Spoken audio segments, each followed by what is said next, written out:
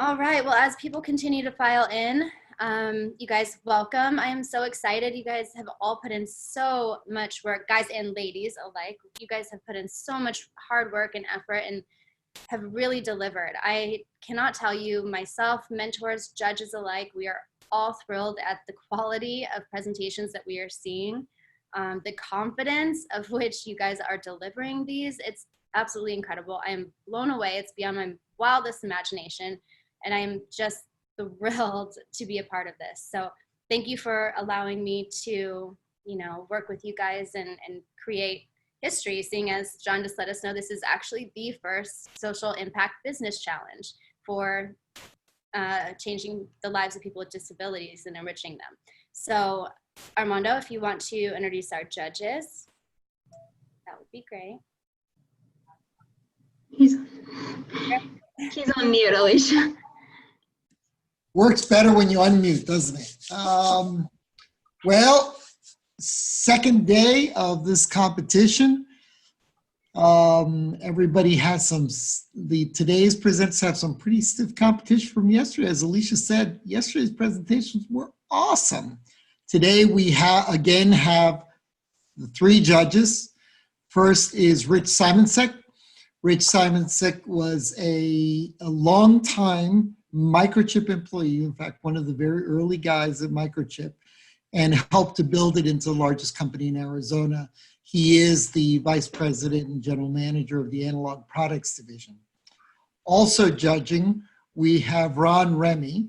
Ron Remy is another serial entrepreneur by background.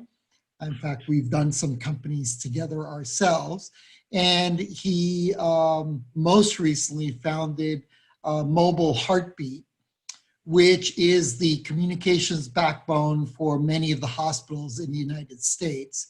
And just a few years back was acquired by Hospital Corporation of America. Lastly, we have Eva Vasquez, who is the director of the Global Family Business Office and Entrepreneurship Center at the Thunderbird School. And Thunderbird has long been one of the premier international MBA programs. They were recently acquired by ASU, and in the process are moving into a very fancy and brand new facility that you guys can see a picture of in Eva's background. So thank you to the judges for participating today. And are we ready to kick this off? I think so. All right, you guys, first up is the advocates. So if you guys want to go ahead and start sharing your screen, introduce yourselves. Just a reminder, 10 minutes to pitch, 5 minutes for Q&A from the judges, and 5 minutes for feedback.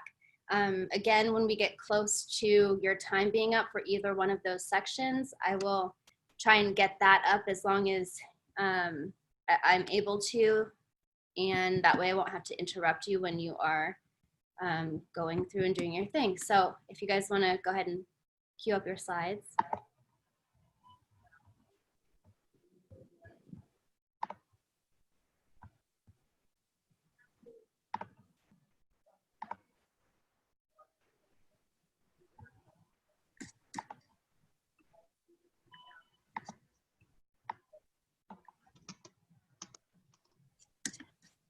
Okay, so good afternoon, everyone. My name is Mahek Sumar, and my partners are Sania Sumar, Amira Sharif, and Anaya Sharif.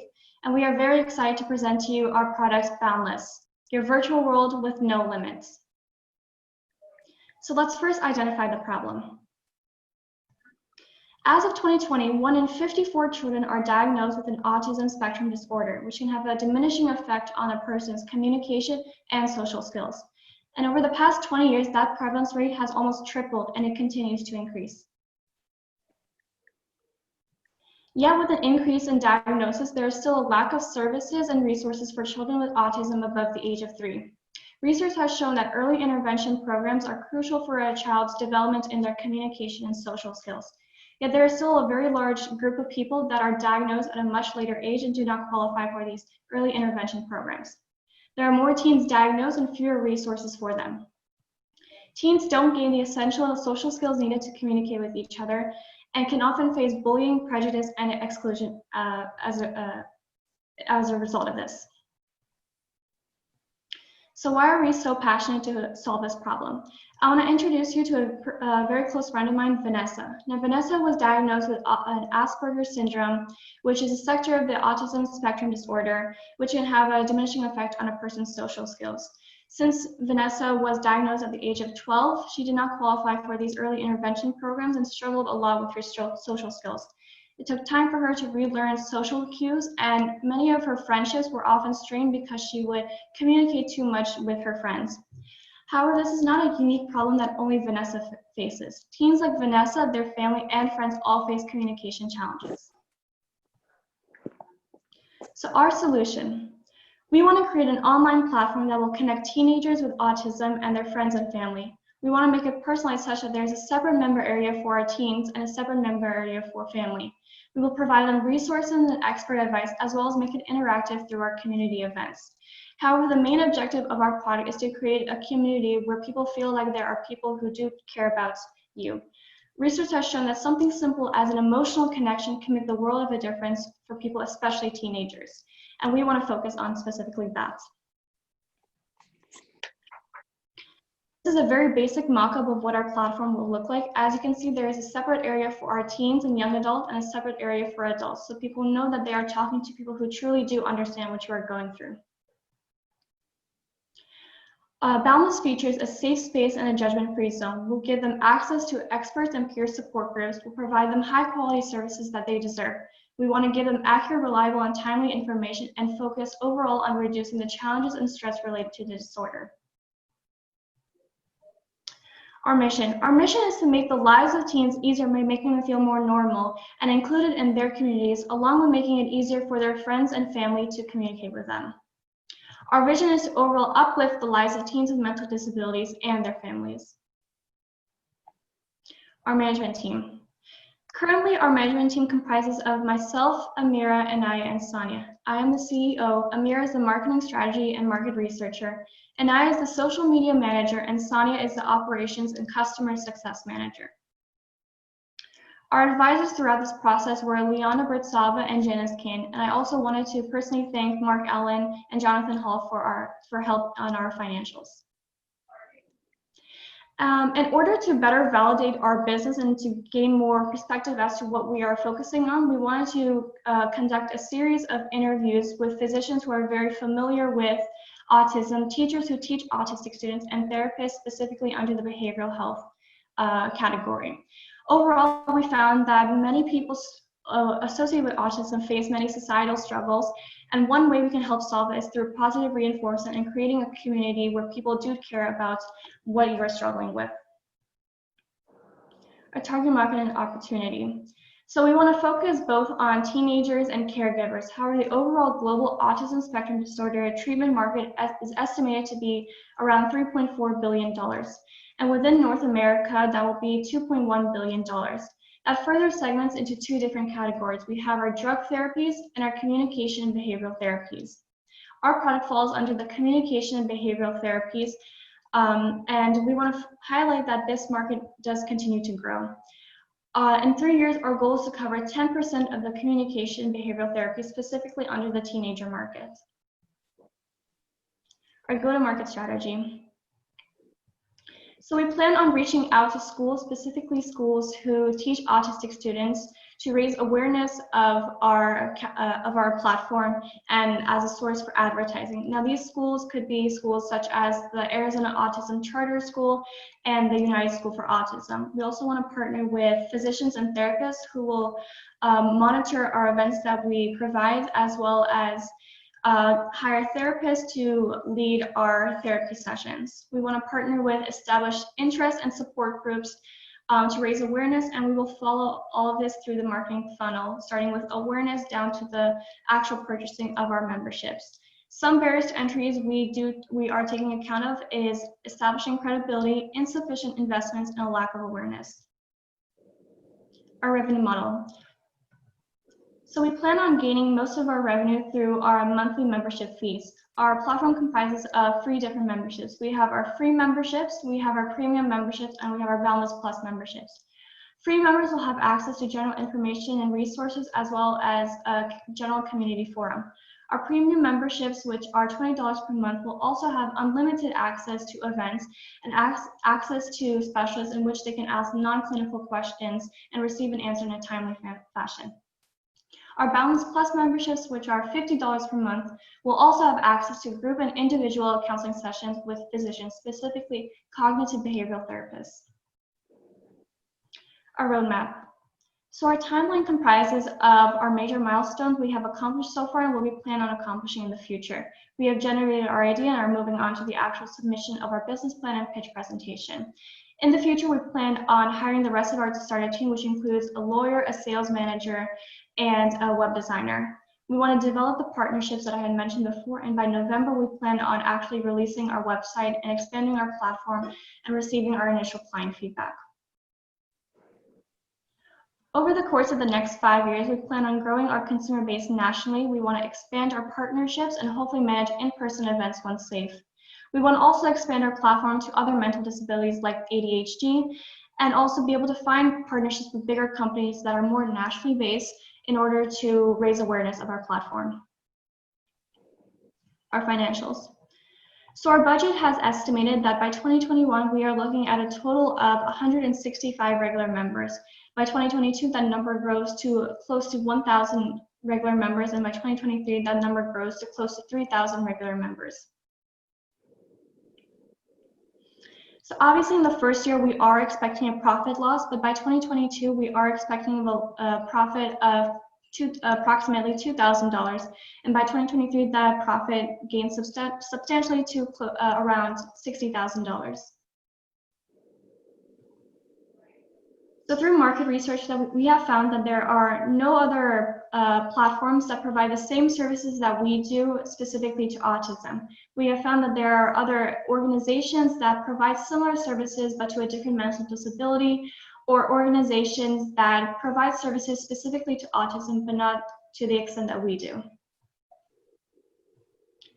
However, overall, what makes our product unique is that we want to create a social interactive platform that overall engages the community and overall unites each other. We want this website to be fun and exciting for people to regularly go back to our website. We want to promote that this is a personalized and judgment-free zone for people to feel comfortable opening up to others. We can guarantee a fun and excellent user experience, and we want to highlight that this is from teenagers to teenagers. As teenagers, we generally do understand that it is very hard to open up to people, especially if they do not understand what you are going through. This is why we want to create that personalized experience for teenagers to feel that they are comfortable opening up to other people about their struggles. Investment and use of funds. So Boundless is requesting $250,000 in funds, which will be used to help pay off our expenses for the first 2 years.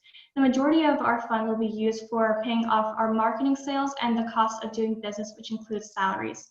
The rest of our fund will be used for product development, which includes either hiring more therapists or increasing the number of events we hold on a monthly basis.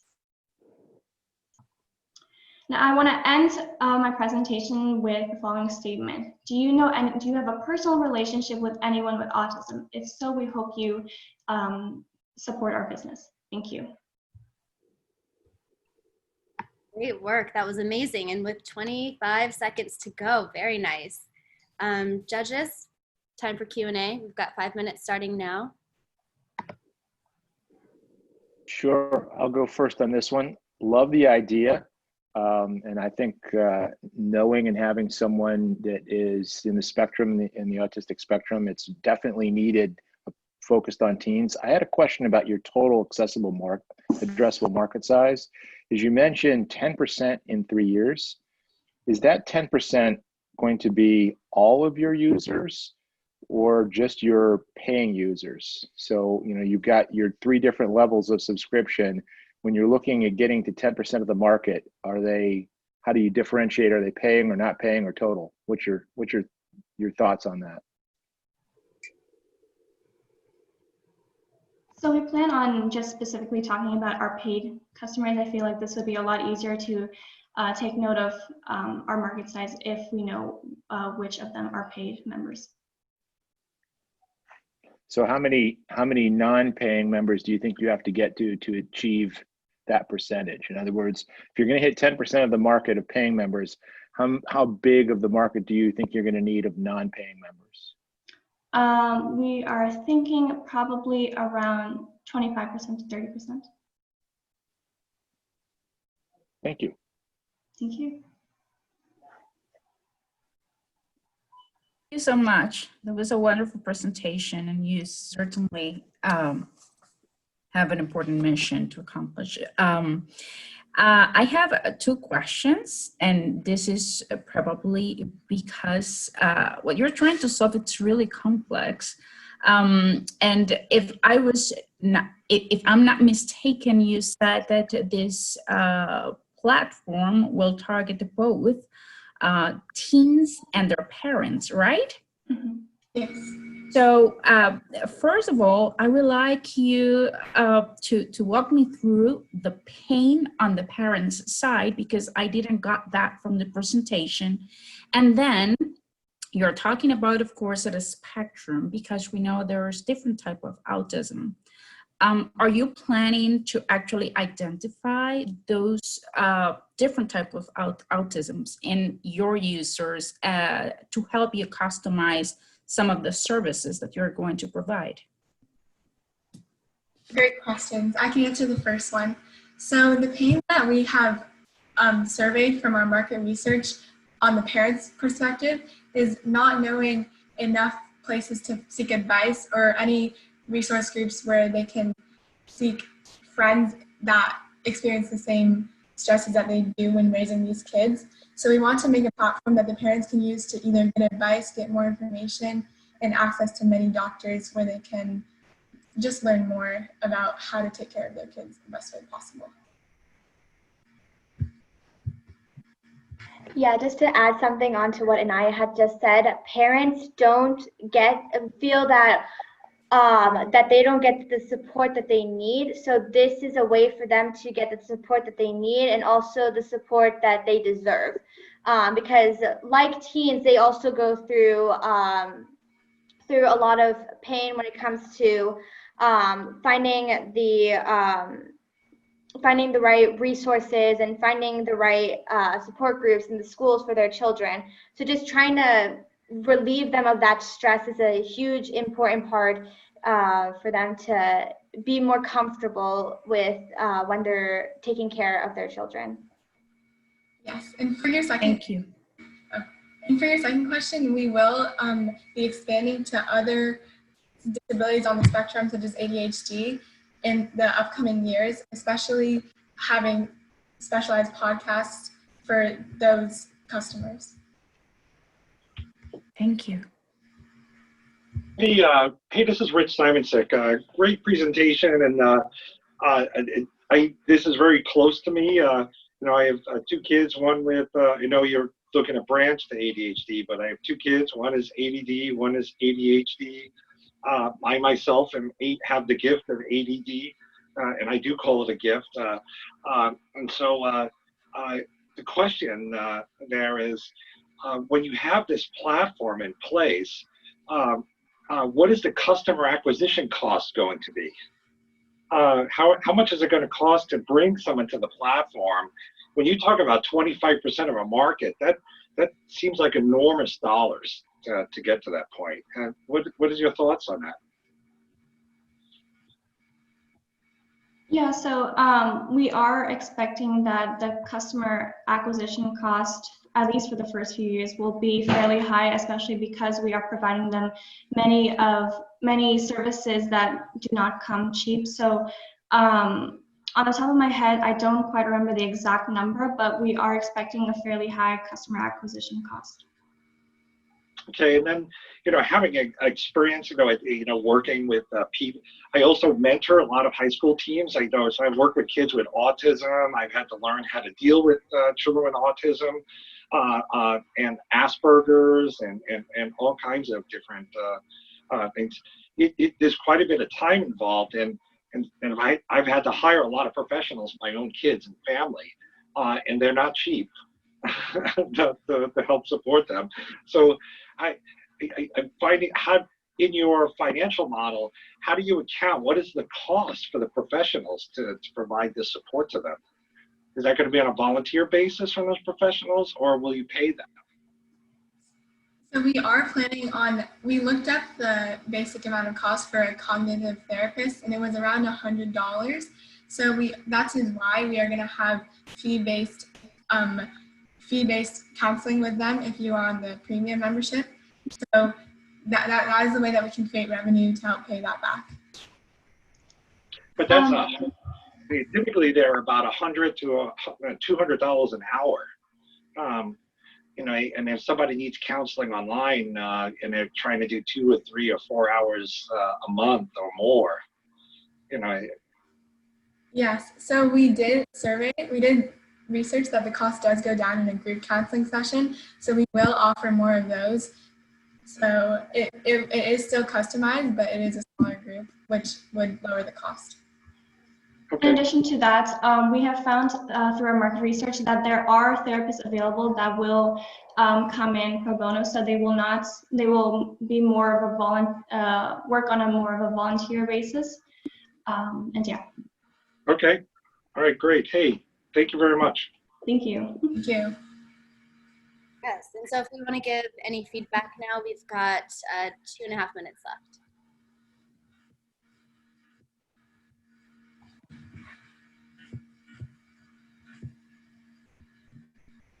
Yeah, I think the only feedback I'd give is I didn't quite understand that it was focused on teens until a few slides in. And it's pretty clear once you're a couple slides in, but as I was reading about the problem about 1 in 54 with autism, and it's grown XXX in 20 years, I was thinking you're going to apply something to that entire population. And I didn't realize until it was a couple slides in that you were focused solely on teens. So I think you might want to hit me with that earlier so that I am more attuned and paying attention to exactly the problem that you're trying to solve. That was my one piece of feedback. On the positive side, I actually thought you framed the problem really well. And, when you actually got to the teen side of this, you framed the problem about the socialization issues, the lack of resources. It was very understandable. And I love the personal story aspect to it. And anytime you can tell a personal story in a presentation like this, it resonates with the audience. Thank you. Thank you. Thank you so much. We will take your feedback. I had one. Yeah, Sorry. Oh, sure. Go ahead, Dominic. Okay, thank you. I just had, I love the fact that you have the teens platform and the parents platform. Do you think there is any value or that there might be a reason to consider a platform for families where teens and parents are together, and so they know, there's a meeting ground? Yes, in our events, we wanted to have older adults give advice to the younger teens so they can speak to each other about their experiences when they were little and how they wanted to and how they felt, so the teens feel like they're more included and they know that their struggles aren't only for themselves. And families are always welcome to the events. Great. Wonderful presentation, by the way. Wonderful. Thank you. Absolutely. All right, so we have Pixel Chicks up next. If you guys want to go ahead and share your screen. Great work, you guys. Great presentation. That was wonderful. Thank you. Absolutely. And so as the Pixel Chicks queue up, just a reminder, I will do the little thumbs up reaction when we're a minute out from each of the time sections allotted. So.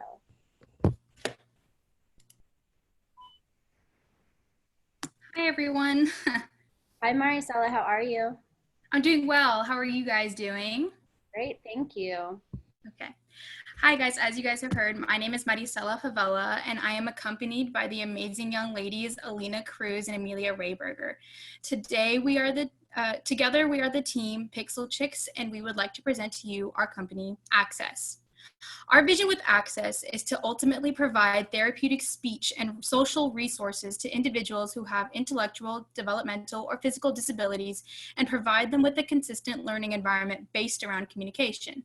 By providing materials that can be used by by individuals of all ages, we hope to build and strengthen the social bridge between atypical and typical people. The problem that our team has recognized in our society is the lack of communication and social inclusion amongst individuals with disabilities. These issues start when these particular individuals are rather young. 40% of children with autism spectrum disorder are nonverbal, and 25 to 30% lose the ability to speak after the age of 18 months. While other children with ADHD and learning disabilities are verbal, many of them are significantly more likely to develop antisocial behaviors, which in turn could be detrimental to establishing a healthy mind and social life. And many resources that families rely on are within schooling systems. But that brings the question of, what do families do when there is no school or their child ages out? There, of course, are therapy for individuals who need it, but proper effective therapy can add up quickly, and it is hard for people with low incomes to obtain. We found that a majority of families that have an individual with a disability are in the minority population of the US and struggle to make enough to get services for their family member. Families with incomes of less than $25,000 are 6 times more likely to get no services than families with incomes of more than $75,000. Individuals whose families cannot provide any proper resources are often fall into the void of social isolation. Young adults with autism were more likely to never see friends, never get called by friends, and never be invited to activities. With access in the picture, we can prevent people who don't have the resources from falling through the cracks and enable them with the essential tools to be successful in life. Through our website, users can have access to personalized speech lessons, life skill videos, job prep seminars, calming/de-escalation therapeutic activities, as well as an outlet to connect and socialize with people from the entire country. Here are a couple of the services that we offer. Life skill videos that provide insight on day-to-day tasks, speech resources that are personalized to the user, social outlets which include talking with others with common interests, job preparations to help individuals know what to expect in the workplace, fun, stress-relieving live seminars that focus on music, art, physical activity, and more. The target market that we are trying to reach is potentially everyone with a disability. Although we lean towards providing services for those with speech issues, we believe that this will work because our website allows users to network and create a healthy social life, which is something that everybody should be able to do. We also believe that the number of customers we will be able to service will be about 80% of that 61 million due to the number of people that have access to computers, including smartphones. For our go-to market strategy, we believe that collaborating with these organizations will give us benefits like access to well-established communities that we can use. By collaborating with Madison House Autism Foundation, as well as the Color of Autism Foundation, and many more, we can focus on providing resources to those who need it or can't afford it. Our main source of income when the website is up and running will be the $14.99 a month that we charge, and the additional resource fee as well. These prices are $5 per joined live seminars. We also hope to receive donations and grants for our startup, as well as use qualified volunteers as the main base of our staff. In our first year, we plan to have a donation event, also have our website up and running in the first 6 months after our content is established and ready, and have beta testing done.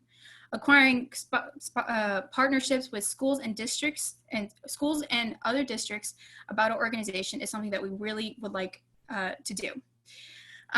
Marketing and sponsored ads on social media is a very important step for us because that is our main way of getting our name out, one of our main ways of getting our name out. Then with expectations on going global. For our marketing team, and management team, we would like to designate Alina Cruz as our CEO because of her extensive training and leadership roles, and she was also the president of the Best Buddies chapter at Marcos de Niza. She also attended a leadership conference in Indiana with Best Buddies International, and she does have a personal connection. Her younger sister falls under the IDD umbrella. I, Marisela Favela, would be our COO because of the numerous leadership programs I have been a part of, as well as a part of the Best Buddies chapter at Marcos de Niza, an extensive volunteer experience. I also have worked firsthand with my cousins. They are both high-functioning and nonverbal children who fall under the IDD umbrella. Emilia Rayberger would be our controller because of her background in marketing.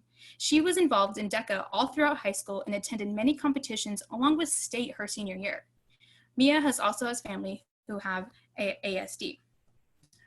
Financials. We project to have a customer base of 20 million users by 2023.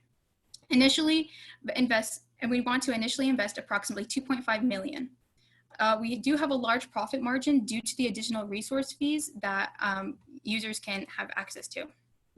To get our website up and running financially, we would need to hire employees and pay the difference of those who get free or reduced access. And our income is mainly coming from monthly users, donations, and additional fees. By 2023, we'd expect to have a net profit of 5 million. We analyzed a majority of our other resources offered to our market. Options like traditional summer camps, clubs, therapy, and caregivers could not compare to what we want to offer. Considering the current pandemic situation, an online outlet is easiest to execute. And finally, to address the financials, we would like to invest approximately 32% of our beginning investments to completely cover the speech technology that we are looking to provide. We hope to get a customized artificial intelligence that would be able to formulate personalized activity plans for the individuals participating. This AI will also be able to function in other languages, catering to people who do not speak English, as well as be able to recognize where individuals are struggling, for example, pronunciation or other speech patterns. In order for the AI to be built with the correct intelligence, we are also looking to have speech therapists come in and help us design the content that is included. Content creators for our life skill videos will also need to be funded, which is about 24% of our budget. Staffing would include the hosts of the live seminars and our hotline workers, which is also 24% of our budget. Finally, in order to make the startup of this possible, we would like to offer financial aid and scholarships to the users that need it. And that comes out to about 20% of our initial asking. I would like to give a big thank you to Alicia, Armando, and John for providing the guidance after we joined so late in the game. But that does conclude our pitch presentation. Very nice. 2 minutes and 20 seconds left over. It's efficient. That was great. Good job, Maricela, and the whole team. You guys, Mia and I'm sorry, I'm escaping. Alina, yes. All right, judges, do you have any questions for them?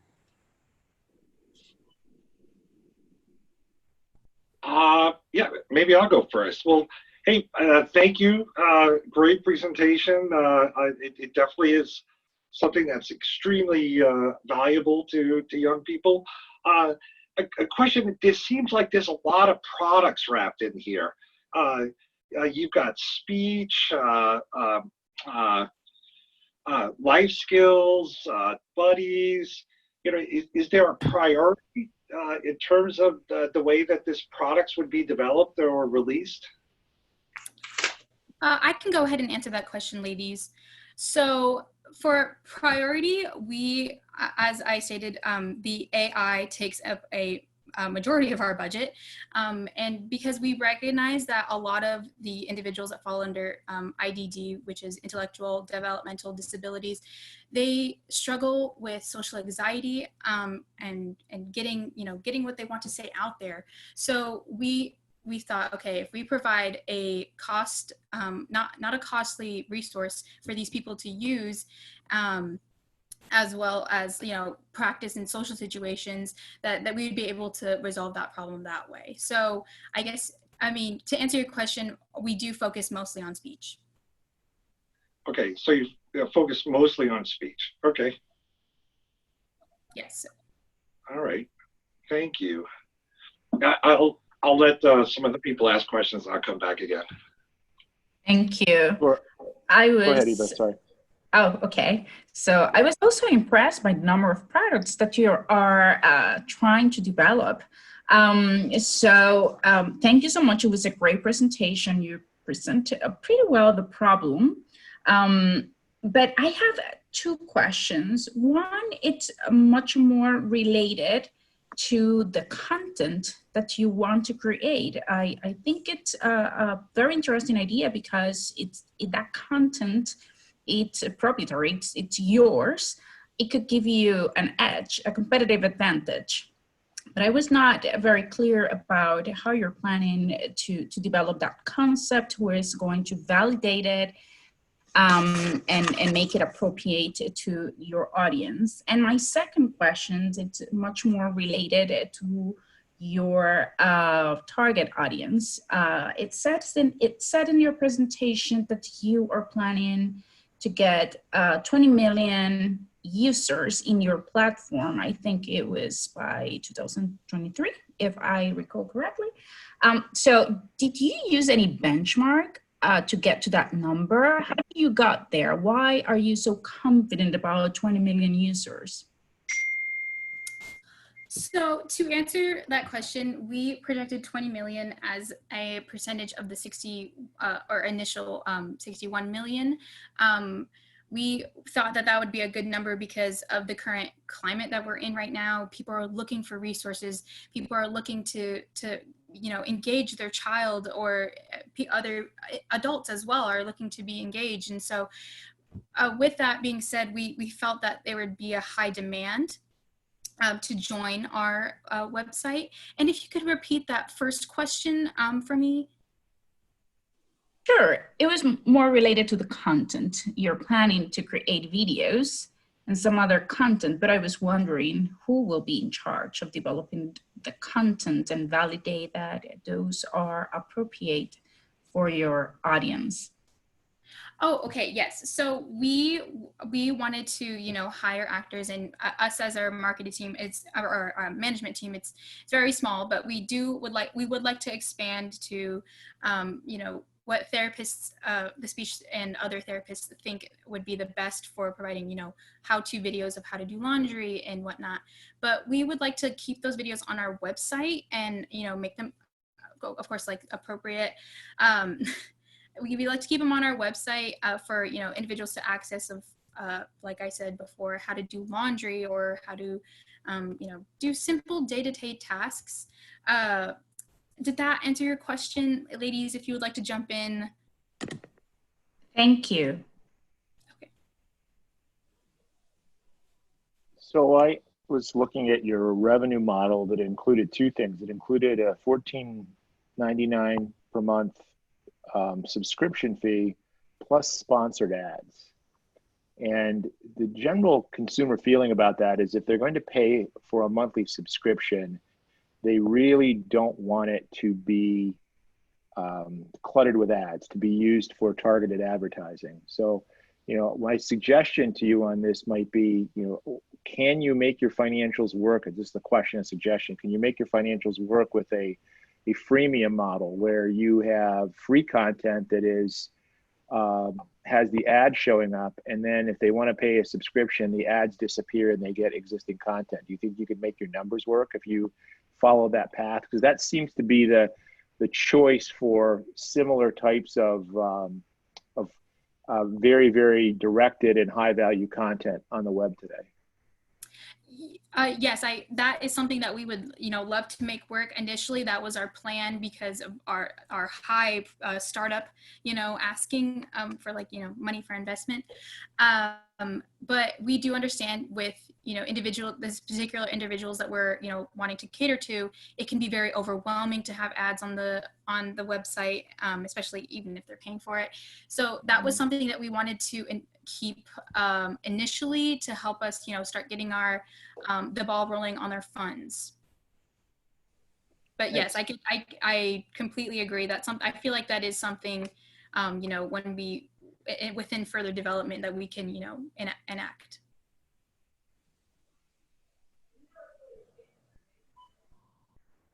Wonderful. We have a couple more minutes. If you guys have any more feedback or questions? Yeah, there's a question. Can you break down your expenses a little bit for me and help me understand that?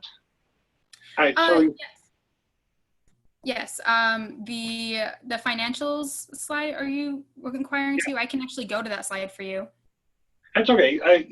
So you've got early on upfront expenses, but then you get to about $1 to $2 million a quarter. Can you give me just frame what's the split between what is your split in cost there between people, product?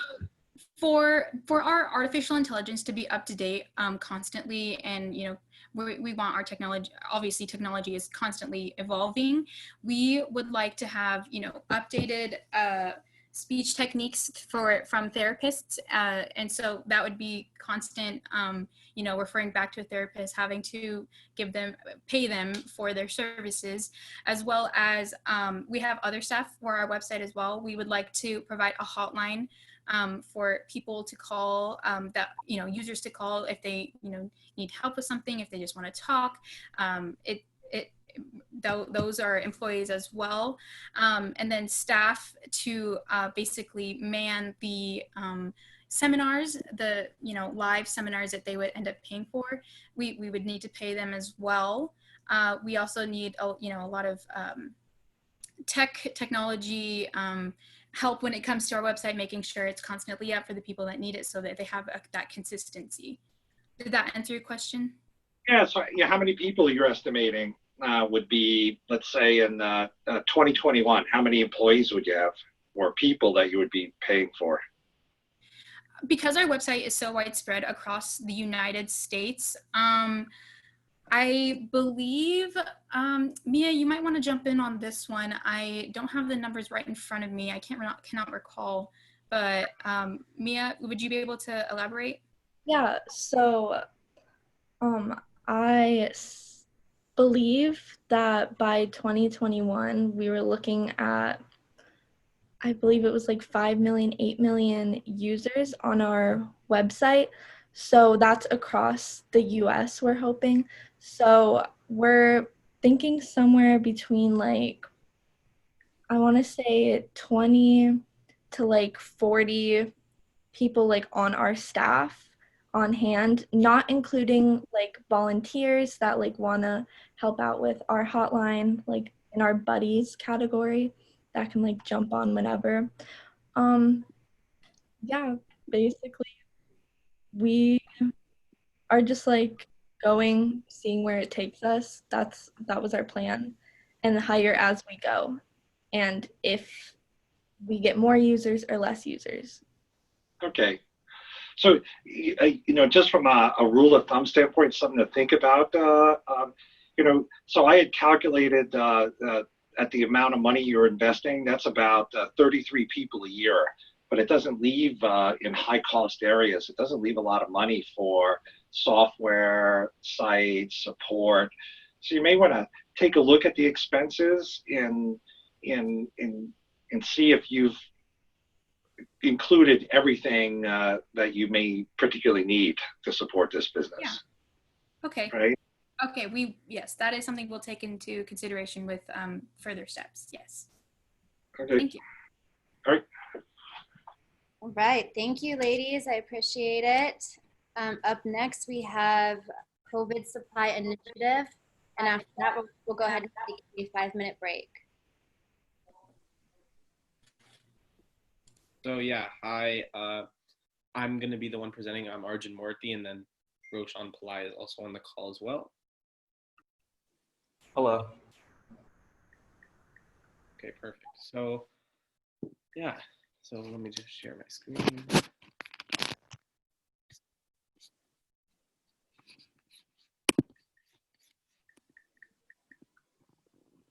Can everyone see the screen? Yeah, you're good. Good to go. All right. Perfect. So yeah, so hi, we are COVID Supply Initiative. I'm Arjun Morthy, and my teammates are Roshan Pillai and Arun Morthy. And so our tagline is you got cancer and CSI is the answer. And so let's meet our customer persona. So this is Kevon, and Kevon is a 45-year-old man who was recently diagnosed with metastatic prostate cancer. He underwent chemotherapy, leaving him bald and with a compromised immune system. He knows that his immune system is compromised, and so he's often too scared to go out and consistently get food and other equipment, especially with the COVID-19 pandemic ravaging the state.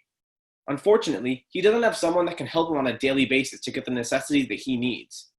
This problem is echoed by numerous people, especially older cancer patients, many of which are scared to death of contracting COVID-19, as contracting the COVID-19 or any other viral infection would almost be a death sentence, as these patients are highly immunocompromised and don't have the biological strength to fight against these kinds of infections. So we're the team to solve this problem. And so I'm Arjun Morthy, and my teammates are Roshan Pillai and Arun Morthy. And so we've always been involved in working with improving patient lives.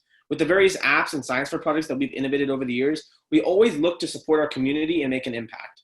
And so how do we help the immunocompromised in this new COVID-19 riddled world? Our solution is the COVID Supply Initiative. CSI is an initiative that bridges the gap between cancer patients and the outside world, ensuring that their most routine activities don't put their lives in danger. So what is COVID Supply Initiative? Well, our proposed initiative gathers the resources from volunteer organizations all over the state, such as the Phoenix Cancer Support Network and the Joy Bus Diner, which supply us with meals, ingredients for meals, masks, and other sanitation equipment. Then we mobilize our volunteer group of student drivers and others so that when the patient orders the scheduled resources and or kits that they want via our web platform, we can make safe weekly shipments to the patients.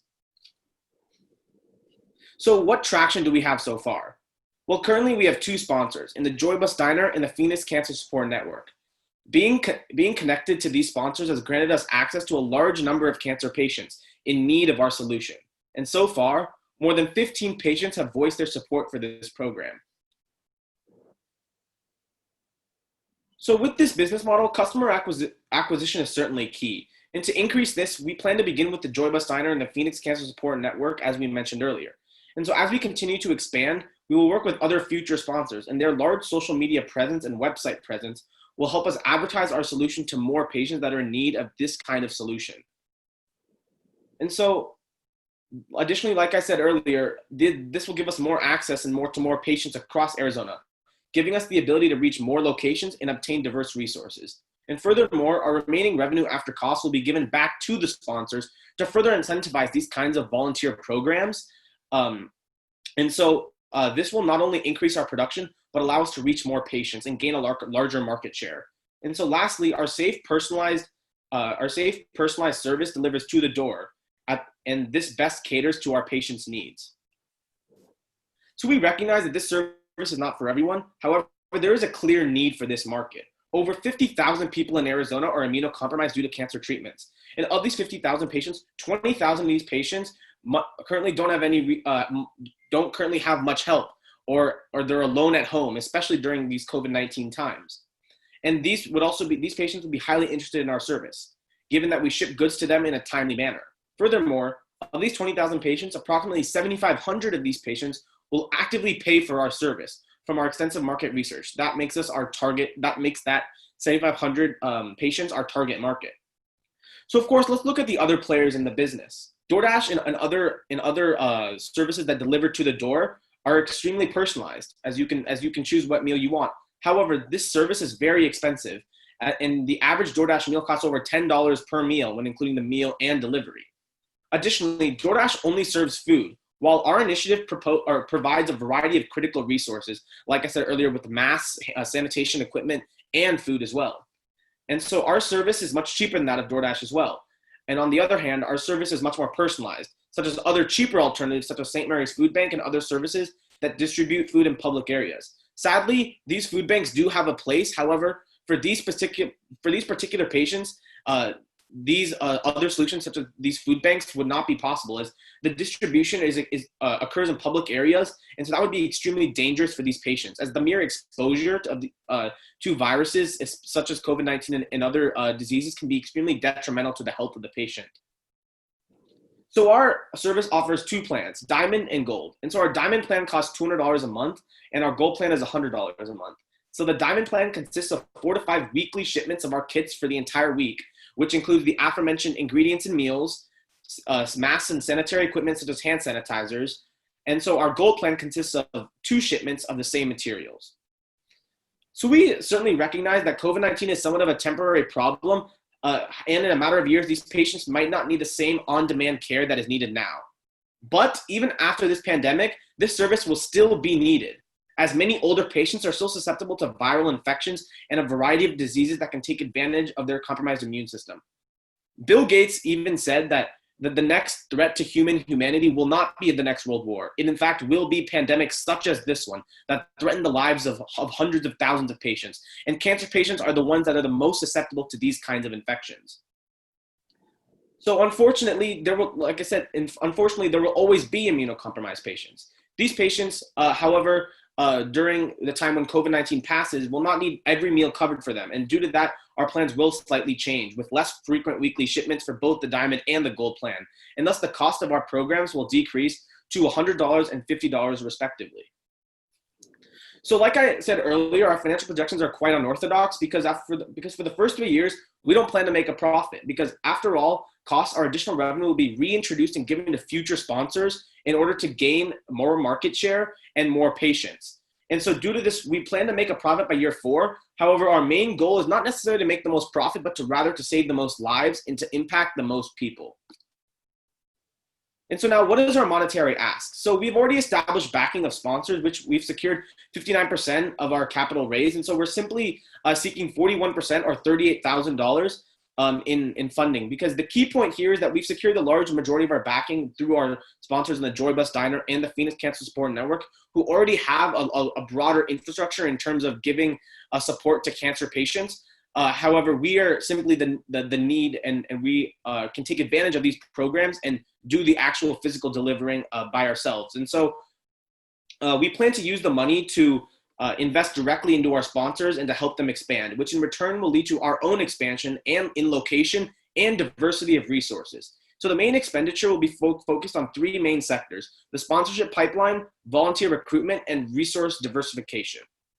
So what are our goals and milestones? So in a market like ours, sponsors capture various geographical locations is key, because that will allow us to expand to different areas in Arizona and eventually in the country.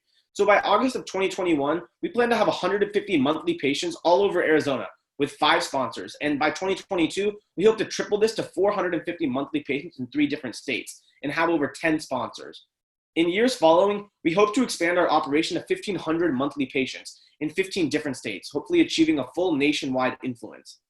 And in these latter years, we hope to use our additional revenue and market share to lower the price of our service, allowing lower income patients to also use the COVID supply initiative. And that's our mission, to make sure each cancer patient receives the best care possible and to create additional networks that these patients can really rely on. So thank you so much for listening.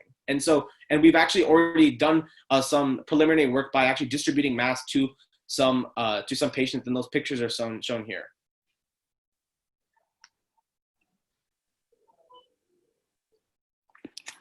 Very nice. Thank you guys. That was wonderful. Judges, do we have any questions? That's wonderful. Thank you so much. Sometimes we lose perspective about the crisis and who actually need more help. So sometimes you don't realize how many people could get a lot more help. So thank you so much. I realized I was not aware of the difficulties and complexities for these patients to actually overcome all the challenges that COVID has brought us. So I have 2 questions, and it's because if I recall correctly, you're going to deliver food, sanitizing, and I say mask and things that are for their safety. But I start thinking that some of those components or those elements could be acquired through Amazon. And even though you mentioned Dash, Door, and some other potential competitors, you miss platforms such as Instacart and even the same Amazon. It's delivering food from Whole Foods. I also know that this patient may need something special and make sure it's safer. So my question here is, how are you going to make sure you differentiate yourself in terms of the delivery service for this patient? How are you going to make it safer? Because I didn't got that from the presentation. And then my second question, you're talking about volunteers. So again, part of that safety component means that you need to make sure those volunteers are not bringing any contamination or are not infected with COVID. How are you going to manage those volunteers? Not only about safety, but also, are you going to pay gas? Are you going to pay their car expenses? How are you going to manage all those components? Right, definitely. And so I'll start with the second question on that. And so about the pricing and the volunteers and about paying for all those. So that's also why our service isn't as cheap as we would like it to be. And so that's why we are starting with a more expensive model, like similar to how Tesla started with a more expensive car and worked their way down to cheaper cars.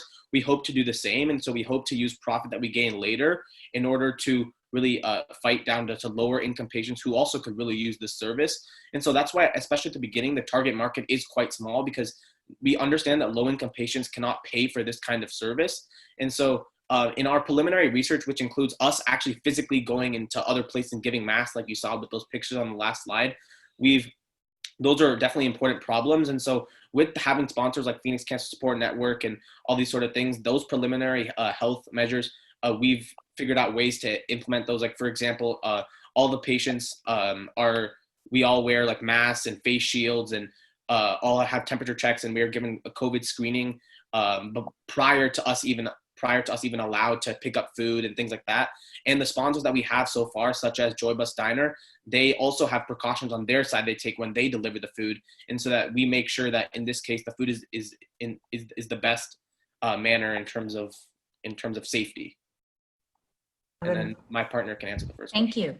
I can answer the first question. So regarding markets such as Amazon and other markets, the main key aspect that COVID Supply Initiative and how we really differentiate ourselves is based on the cost. And of course, Amazon, I'm sure the costs are low to an extent, but since we're working with a variety of sponsors that do provide weekly shipments, not only are we able to provide food that's not just unperishable food that's actually tasty to eat, we also provide them at a cheaper cost, since Joy Bus Diner as a diner provides discounts to patients with disabilities. And that's the reason why we chose Joy Bus Diner as our sponsor, simply because we were able to access cheaper food, as well as we knew that, of course, working with other restaurants might make it risky. Like you said, they might not take the proper precautions. But by working with Joy Bus Diner, an organization that has worked with patients with disabilities, we give ourselves the ability to keep it safe, but also cheap at the same time. And sort of to add on to that, that's the whole goal, because what we noticed through a lot of our market research and actually going and delivering stuff physically, we learned that there are a lot of organizations that do really want to help. They really want to help during COVID, but it's not something super easy. And so we want to provide a service that can help them do this at a price that makes sense for both sides financially. So that's why a lot of our additional revenue will go back into funneling these volunteer services to make sure that they can happen. And so that's why at the beginning we don't plan to make a huge profit, but hopefully in the long term it's a sustainable model. Yeah, it's a sustainable model. Thank you. Sure. Hey, this is Rich Simonsek. Can you please explain how would you manage this large group of volunteers? I do lots of volunteer work. My wife is a full-time volunteer coordinating all kinds of volunteers, hundreds of volunteers throughout Arizona for First Robotics. And I know just how much work that is to get a consistent workforce. So what are your thoughts on that in terms of that?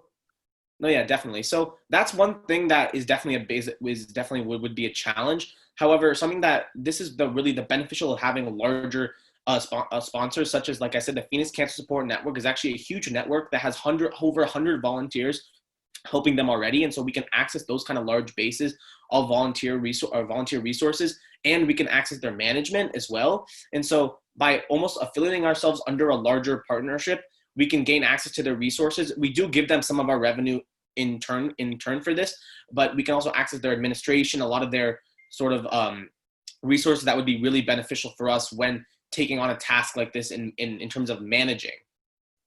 Okay. So I really appreciated you laid out your traction and the market research, the connections that you're making, because what you're basically doing is building a brand, a trusted brand for these immunocompromised patients.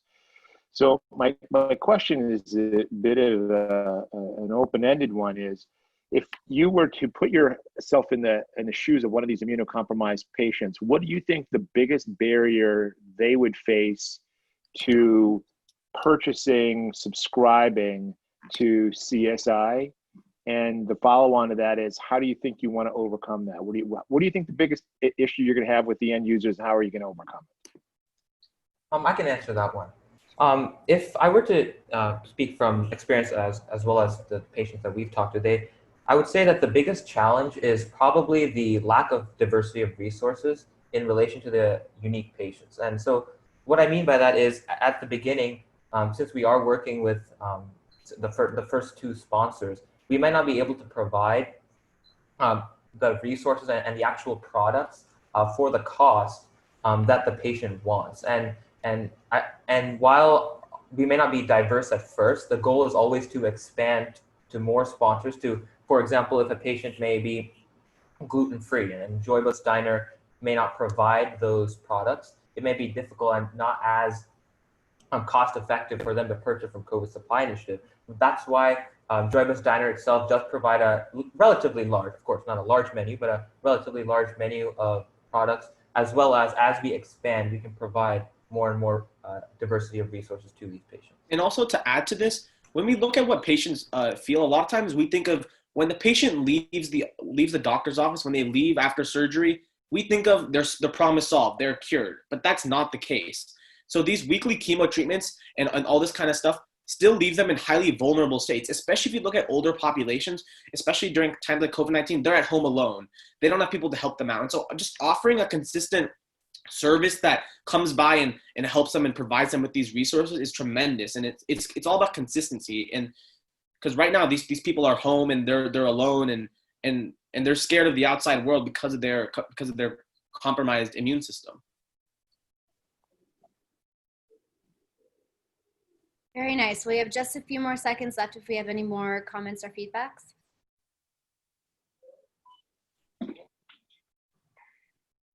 All right. Well, thank you guys. Great presentation so far. This is absolutely incredible. Let's take a 5-minute break. And when we come back, we'll have Inspired Movement up.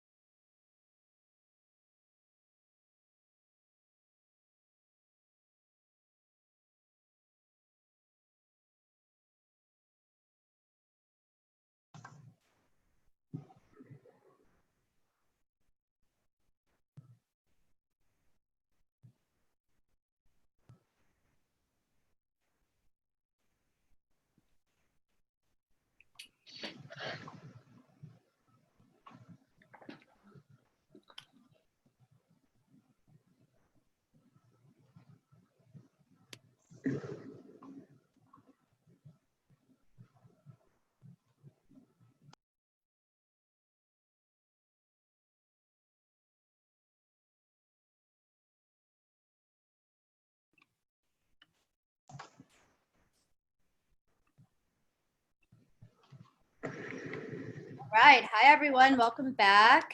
Looks like everyone's filing back in.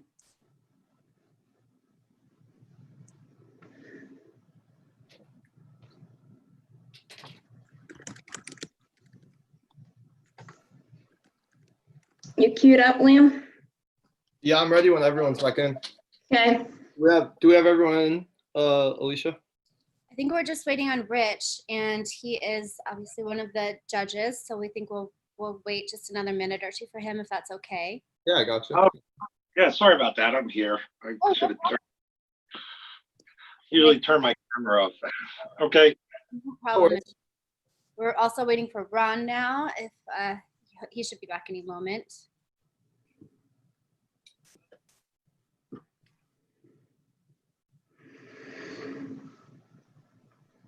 So what does everyone think so far? I think they're great. Oh, awesome.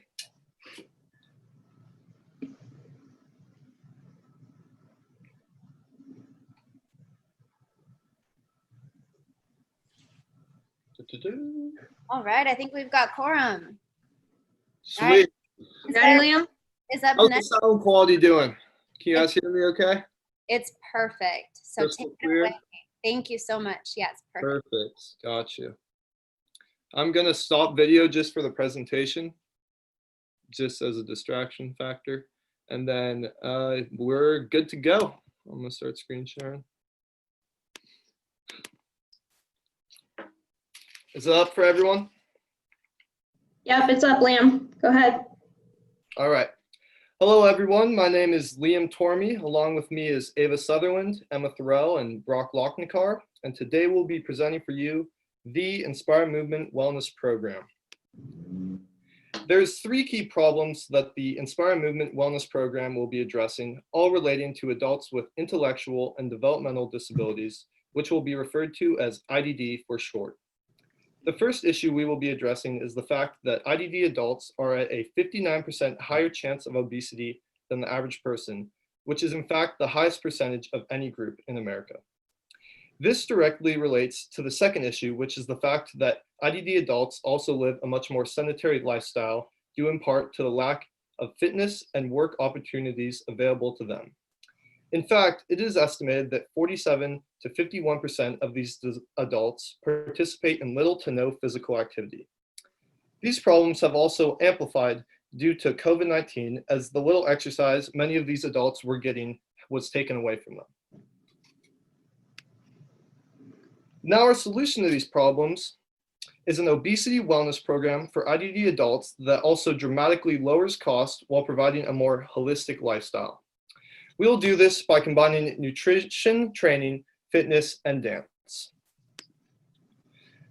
The Inspire Movement program assures a cost-effective program which will not require any out-of-pocket or copay costs for the IDD parents or caregivers related to their insurance or healthcare package. This program also allows for a sense of community within the trainings and classes, along with personalized programs depending on individuals. These wellness programs include dance classes, followed by a showcase, as shown in our image to the right, where one of our pre-COVID classes even reached max capacity. We will also have other group programs, as well as fitness and nutrition training. For the target market, we will mainly be addressing working age IDD adults, which accounts for 4.9 million people in America. When multiplied by the estimate of $1,472 per person a year, the total market comes out to about $7.2 billion. We'll only be trying to tap into 1% of this customer base, which will yield $72 million a year. Next up, we are mainly a B2B2C business model. This is because the plan is mainly executed through other organizations that relate back to the Inspire movement. For our TAM, it is 61 million adults in the United States with disabilities. Our SAM is 4.9 working age IDD adults, and our SOM is 5% of the obese and overweight IDD adult market. The industry is also certainly ripe for disruption, as there is no national model that increases motivation and decreases costs for the special needs community. Next up is our market strategy, which we have organized into 4 key steps. This includes step 1, program design, where we developed a social impact business model, secured collaborative partners to improve program efficiency and sustainability, as well as developed and scaled expansion strategies. Secondly, a pilot demonstration where we developed our pilot test business model at 3 locations. We used this to validate the market demand and cost effectiveness of the business model and refined as needed. Our third step is to create a virtual instruction library. This is currently in progress. And lastly, we plan to develop fitness, nutrition, and dance apps. For our roadmap, we have it in 2 phases. Phase 1, which includes our pilot tests at the 3 sites, weekly virtual sessions through Zoom, and Arizona HCBS funding, which we have secured. Phase 2 plans to implement long-term solutions to continue offering free services to enable the program to be geographically scaled.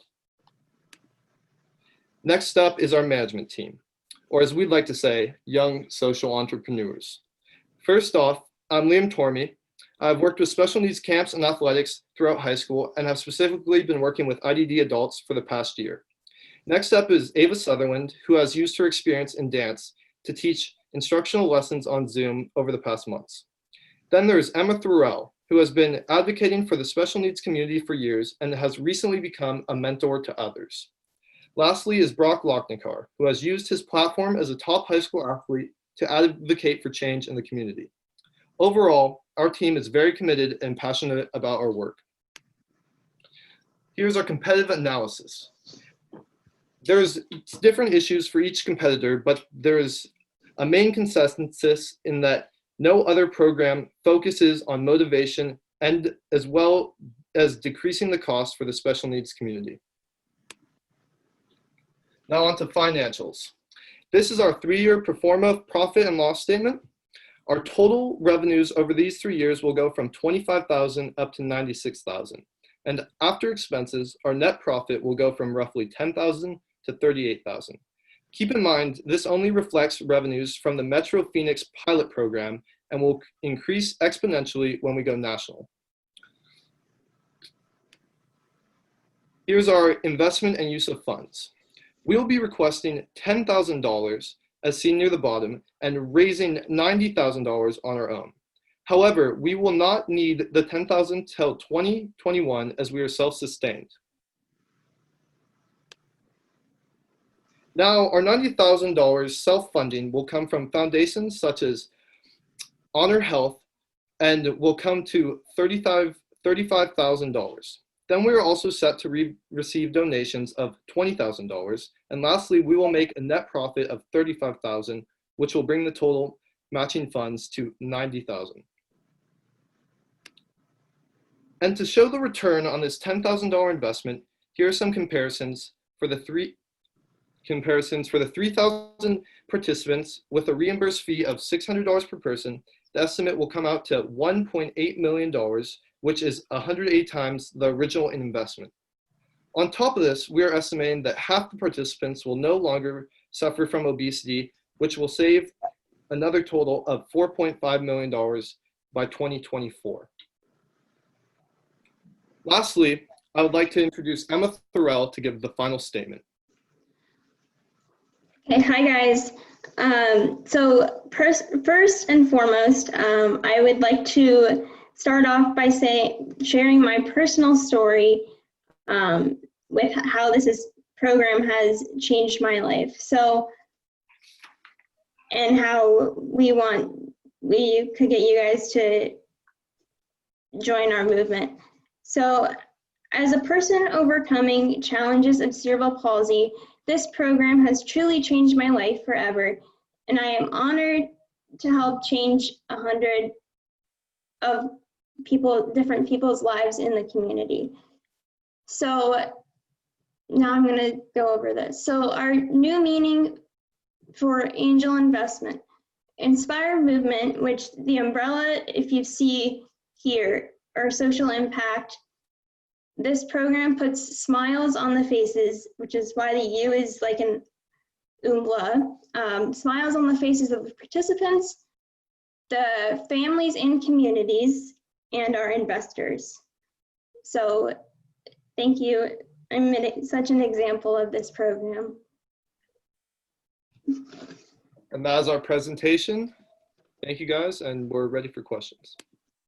That was incredible. Wow, thank you guys so much. That was really moving. Judges, do you have any questions? Yeah, I'll kick this one off. So I love the fact that you have a customer testimonial as a part of your pitch. That's the first thing that investors and partners look for, is the real impact that you're going to have, and you did it right up front. Love that.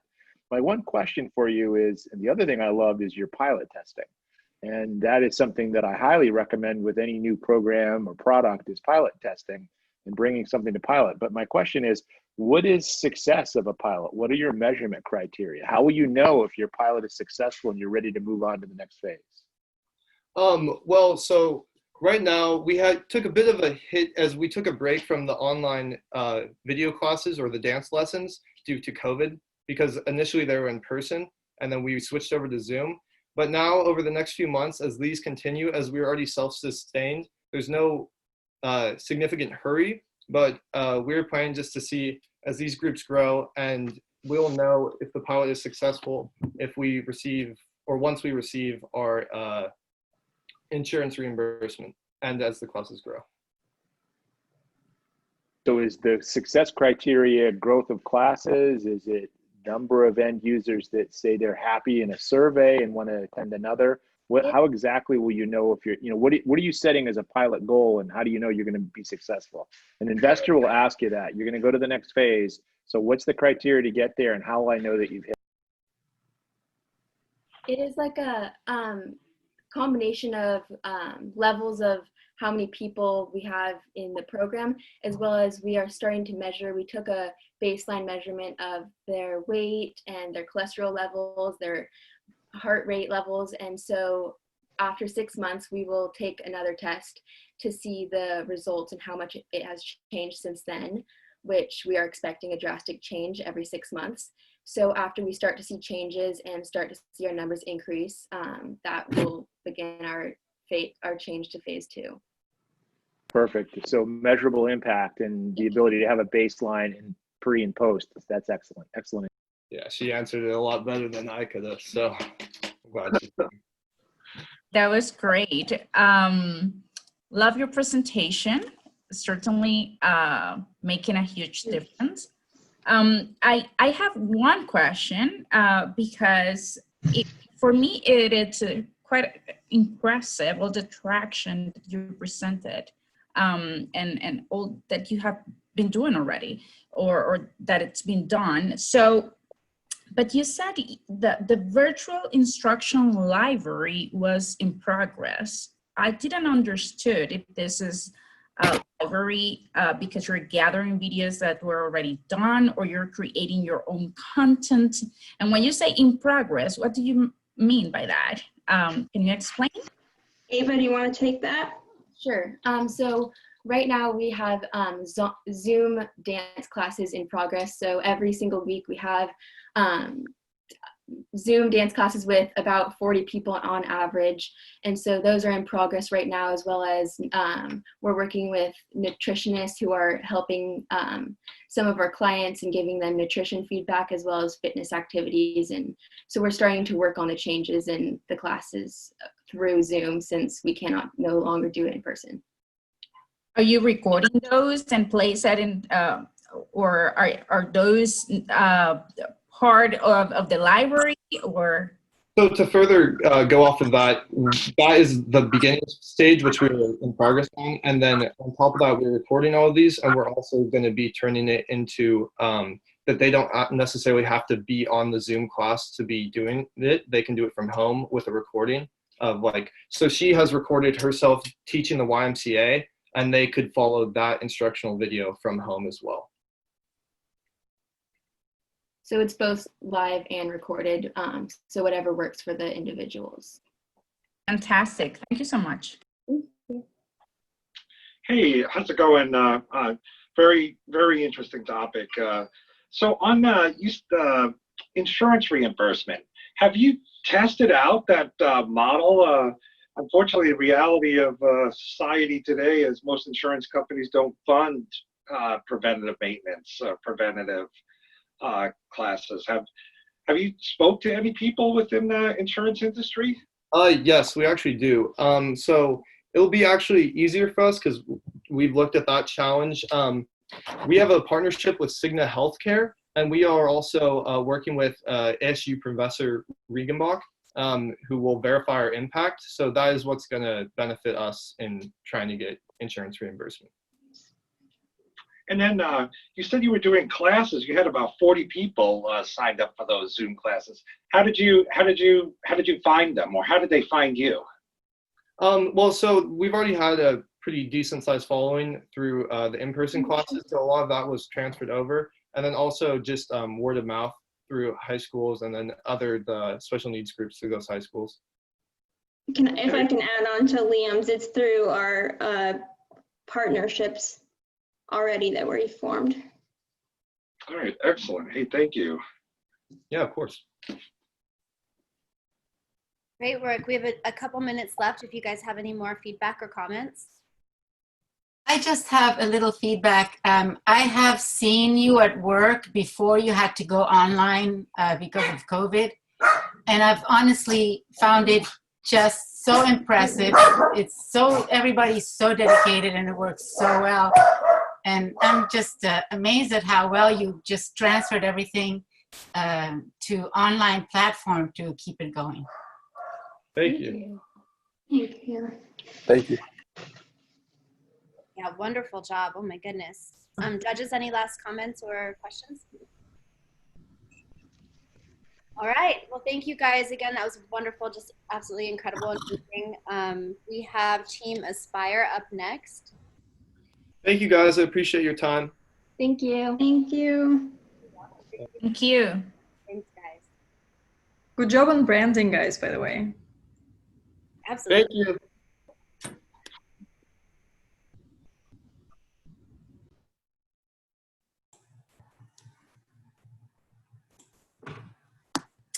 Hello, everyone. Can everyone see my screen? Yes. All right, perfect. Hi, everyone. I hope you guys are all having a wonderful Thursday afternoon. My name is Alan Lin, and I'd like to introduce my three teammates here, Mr. Krishna Romani, Mr. Sahil Khan, and Ms. Risa Maselli. We are the Aspire Technologies team, and we're super excited to show you guys today our product, PhotoSite. So a little background on the four of us. We are all four high schoolers at Desert Vista High School here in Phoenix, Arizona. All four of us have backgrounds in STEM, so we wanted to use that previous knowledge and experience in developing an application. All four of us also have extensive community service experience with hundreds and hundreds of hours between the four of us. And so making social impact has and will always be an important part of our lives. We wanted to take these two components and bring them together within our company. The problem that we wanted to address was visual impairment, which unfortunately affects millions of people not only in the US, but also worldwide. Visual impairment is a large spectrum from those with low vision or color blindness all the way to those with complete blindness. But one of the main issues faced by all people with visual impairment is access to information around them. And with less than 10% of legally blind individuals in the US being able to read Braille, many blind individuals thus have to use applications or technology in order to better navigate their day-to-day lives. The problem that we see is that on the market, many of the apps provided currently either are too expensive, don't have enough features, or are very buggy and uneasy to use. Our solution is PhotoSite. PhotoSite will be a mobile phone application that will also be able to be downloaded on any tablet or any device that has the App Store or the Google Play Store. PhotoSite will use state-of-the-art machine learning and AI technology in order to develop the best application on the market. We will be using 4 components mainly within our application: text detection, object detection, distance detection, and colorblind filtering. All 4 of these features are extremely essential for visually impaired individuals when it comes to a mobile phone application that can help them in their day-to-day lives. You can see an example of the object detection software we are thinking about. We are thinking of using online APIs and online machine learning services to help us develop this. So as I mentioned before, the target market for our application is extremely wide, with over 250 million individuals having visual impairment around the world. According to our development model, and which we will get onto in a few more slides, that results in over $8 billion per year in terms of revenue for our service. However, for the first 3 years, we want to focus solely on the American market, mainly because that's where we can focus more of our advertising, more of our marketing, and more of our initial testing. By the end of 4 to 5 years, we want to have 1 in every 25 Americans with visual impairment to be using our app on the daily. So we actually reached out to a few schools of the blind and a few institutes for the blind in terms of asking about the features of our application and how it would affect them in their day-to-day lives. One of the most inspiring things that they've said is that many of the features of our app are completely novel in the industry. Things such as distance detection and cued text reading are not available on any other app on the market. And we also have a short little demo here of what our text detection software could look like. We've been developing this through Android Studio, as well as using some of Google's Vision APIs. So our marketing strategy hinges on a strategic partnership with the Hadley School of the Blind in Illinois. Hadley has over 150,000 students every year, and so it would be a perfect place to start our initial beta testing, as well as get that initial customer interaction. After Hadley, we are looking to expand out to the more general public with other schools of the blind, public districts, optometry clinics, as well as general advertising platforms such as YouTube, Spotify, or Twitter. In terms of our sales process, our app will be available on the App Store and the Google Play Store, allowing access for both iOS and Android users. After the customer downloads our application for the first time, they'll have a 1-month free trial where they can mess around with all of the features that we provide. After that 1 month, our application will become $5 a month for the user for the rest of the time that they use it. In the future, we are looking to decrease this monthly cost to about $4 a month, mainly because we don't want cost to be an issue in terms of downloading our application. And of course, we want to have as many people using this app as possible. In terms of our business model, we will be a B2C company, as we will be selling directly to customers. One of the more interesting things about PhotoSite is that we will be a 501c4 nonprofit. This means that we're a social welfare organization. As a 501c4, not only do all of our profits go to charity, in our case, the American Foundation for the Blind, but also we can lobby for legislation that can help visually impaired individuals in their day-to-day lives. Things such as healthcare and infrastructure are what we want to focus on. Now, there are many other apps on the market that try to deliver these services to visually impaired individuals, but many of them have fatal flaws in their design or their execution that just make them very hard and very uneasy for consumers to use. Apps such as AI Poly and Envision are very buggy and have significantly less features than we would offer in the PhotoSite. Other apps such as Seeing AI and Be My Eyes are very exclusive. Seeing AI is, for example, iOS only, while Be My Eyes requires volunteers and strong cell service, which not all consumers will have. In terms of our financial predictions, we are looking to get over 25,000 customers in our first year, accounting to a total revenue of over $600,000. Our third year, we're looking to have over 150,000 customers with more than $5 million in revenue. Our initial ask will be $50,000 for initial funding. We will be developing most of the application ourselves with just the 4 of us and using as much free software online as possible. However, there are paid machine learning softwares and the potential to contract software engineers who may have more experience in machine learning and AI. So that's why we're asking for this initial amount. A little introduction to the 4 of us. As CEO, I will be managing most of the day-to-day activities. I have a lot of experience in leading clubs on my campus and thus have a lot of experience with this management process. Krishna has been spearleading our financial predictions and financial planning process. Sahil has been working on the application and has created some of the demos that you saw on the previous slides. And Teresa also has a bunch of leadership experience at school and is perfect for the COO position. In terms of the future, we want to, of course, deploy our app worldwide so that not only Americans can use it, but also anybody from any country around the world. This will mainly come through adding translation services, as well as just adding more languages onto our platform for more countries to use.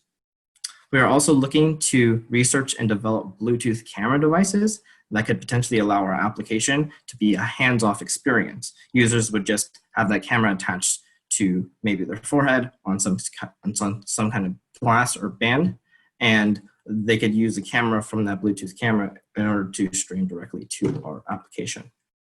Overall, we want PhotoSight to be the best visual impairment app on the market today, with its relatively low cost, extensive features, and overall amazing user experience. Thank you so much. Very nice. Great presentation, you guys, and with 2 minutes to spare. So judges, do you have any questions? Hey, yeah, this is Rich Simonsek. A great presentation and very much an applicable product. Yeah, there are, I don't know if you talked about the app, but there actually are some products out there in the marketplace that's trying to use a camera that attaches to glasses. Have you evaluated some of those other products? Actually, we were able to speak directly with the representative from Hadley who had experience dealing with one of those organizations, specifically IRA, that had to try developing technology using cameras on glasses. However, IRA does require the use of volunteers and very strong cell service, but with our AI systems being downloaded, we're hoping that you'll be able to use that whether your connection is poor or if it's stable. Okay, so then that leads into my second question is most phones don't have edge capability. And I think the reason why those competitors were using Apple iOS is because Apple phones have edge AI capability built into them, where most Android products, in fact, all Android products require processing to go up to the web and then come back down.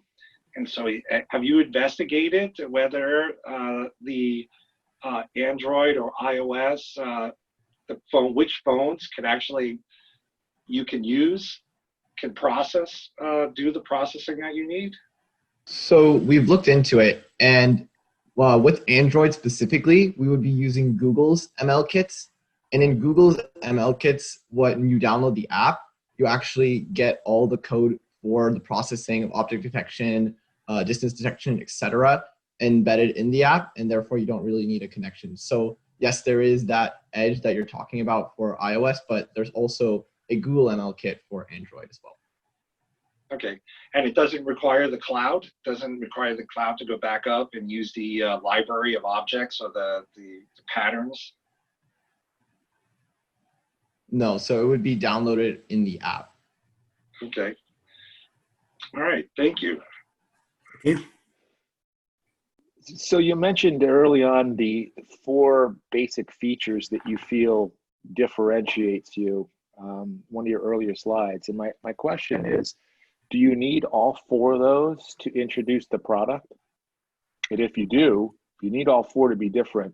Which one's going to be the toughest to deliver, to build, deliver? And by the way, I love the fact that you're investigating as much free software as possible. Never write anything that you can borrow from somebody else. Yep. So in terms of the software, we've been talking, of course, like Teresa mentioned before, with representatives from Hadley. And one of the most unique features about our application is our distance detection software.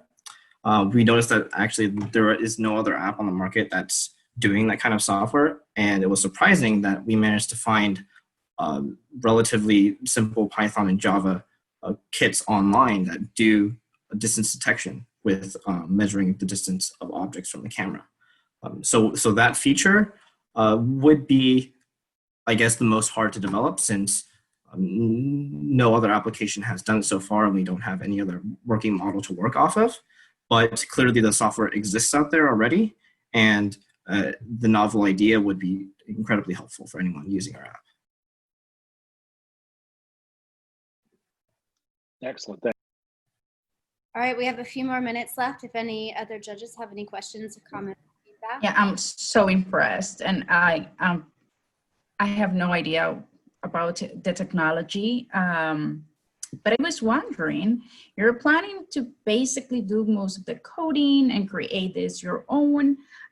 Is there any potential for IP here? Like, are you planning to protect this? How unique you plan this to be, and how that it's related to your competitive advantage? Because what I'm hearing is that some of these features are now part of the other apps. I want to understand if it's because it's not possible yet, or because they haven't think about this before. Can you expand there?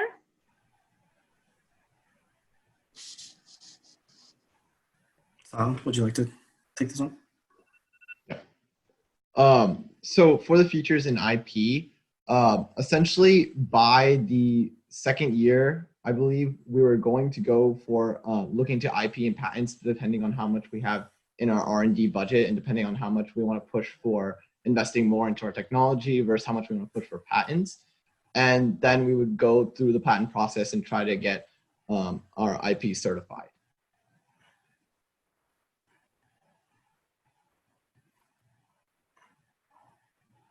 Very nice. Anything else? Any last comments? That was amazing. I was this close to speechless after they started explaining all the technology. So thank you so much. Thank you so much. Oh my goodness. Judging all of these it's just going to be so difficult. They are all incredible. So thank you guys again so much. That was Team Aspire with PhotoSite.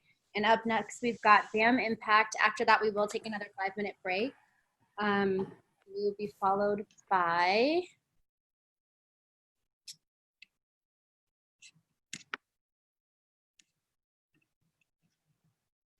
Access Innovation. All right, BAM Impact, are you guys ready to go? Are you queued up?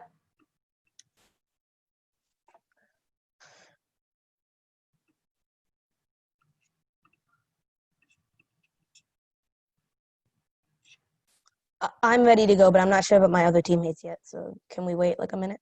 Yeah, we can give them just a few minutes.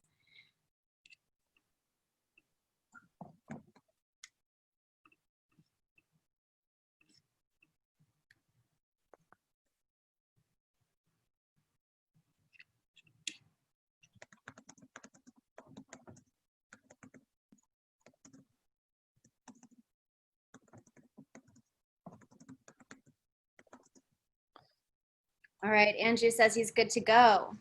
That leaves Mohit.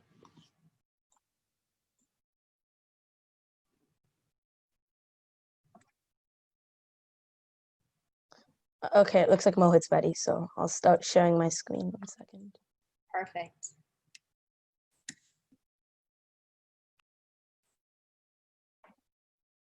Oh, sorry.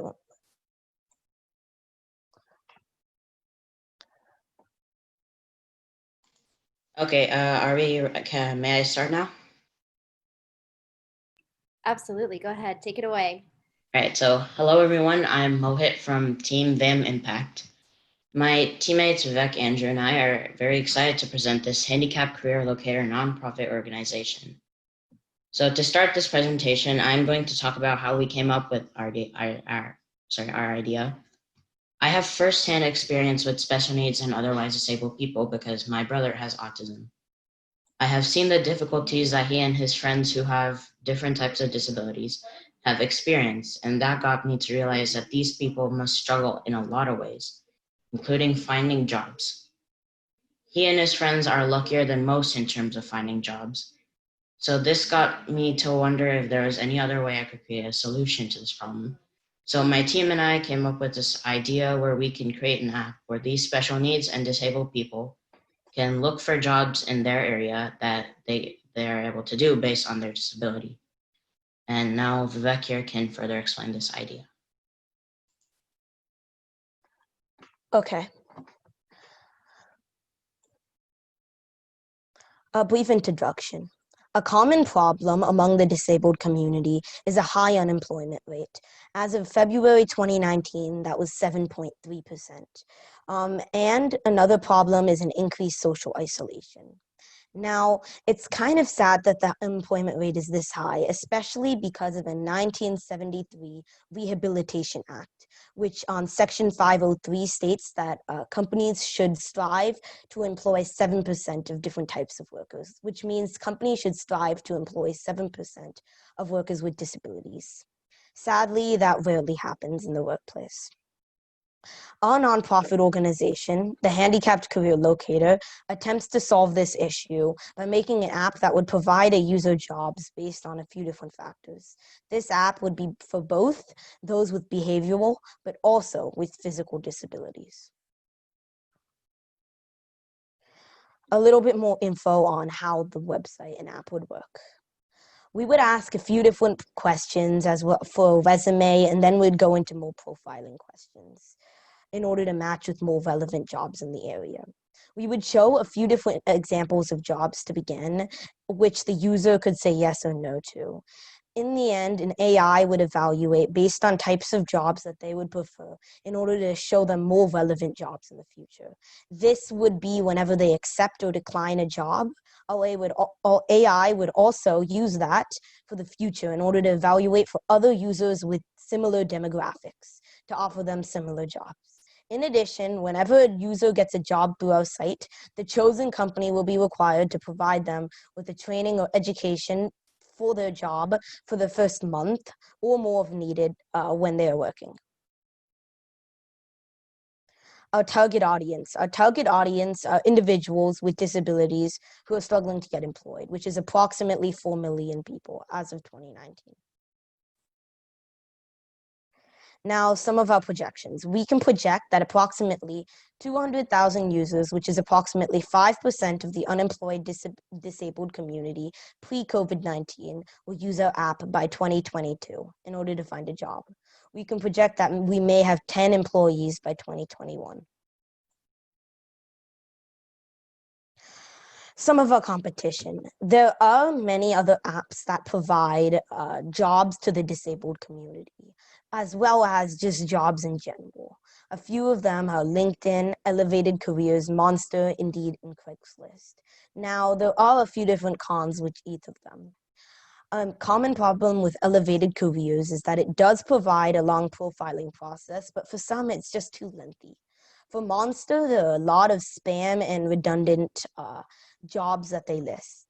And for Indeed, it only searches for jobs, but it's not really helpful as to finding and helping you get it. Now, how we differentiate. There's a few different aspects in which we differentiate.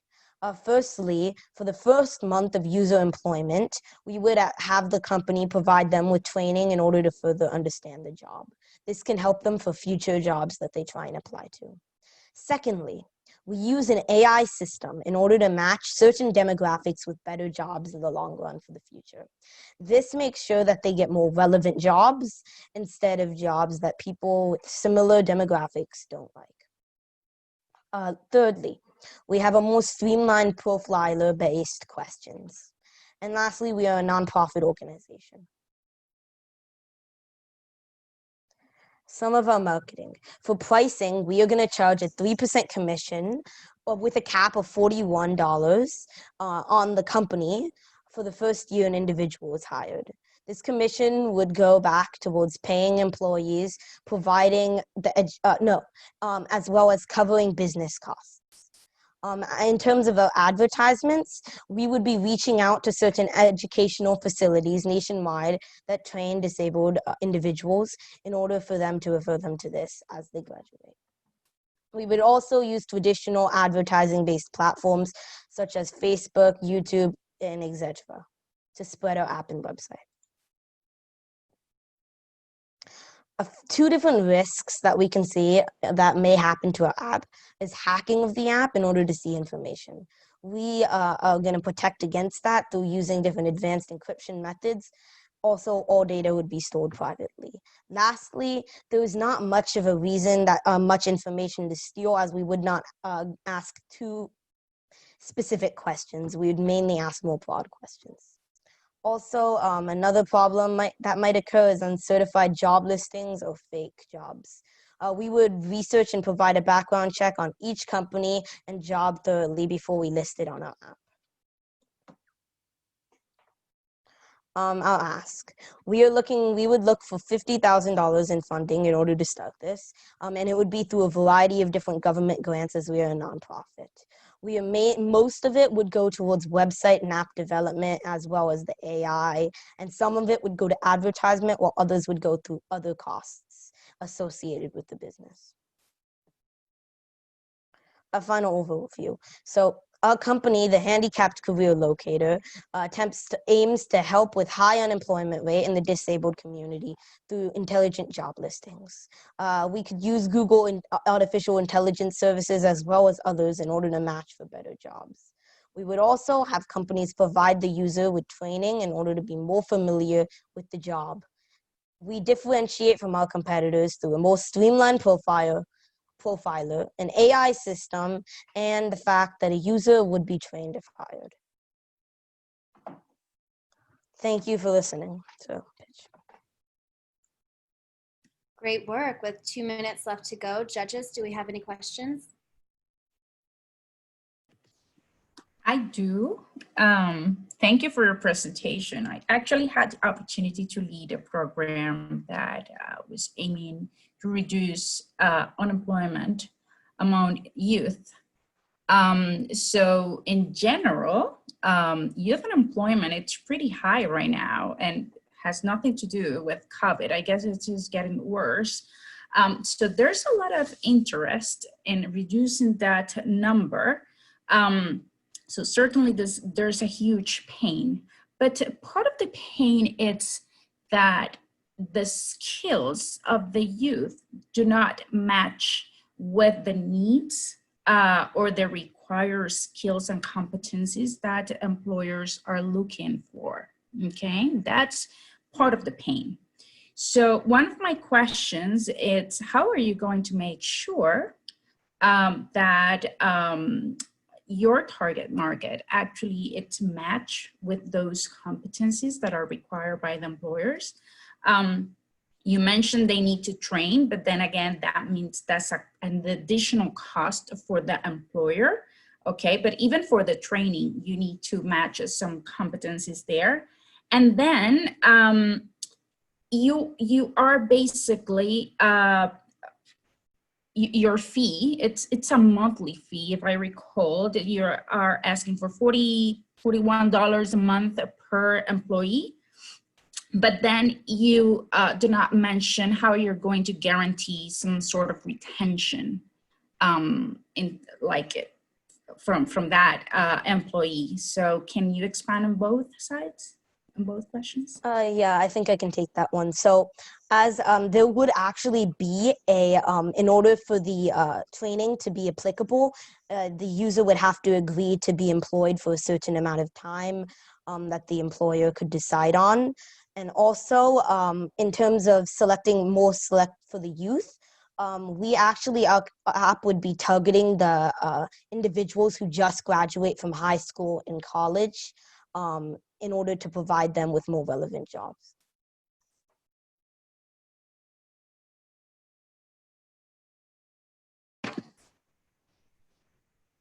All right, we have a few more minutes left if judges have any questions or comments or feedback.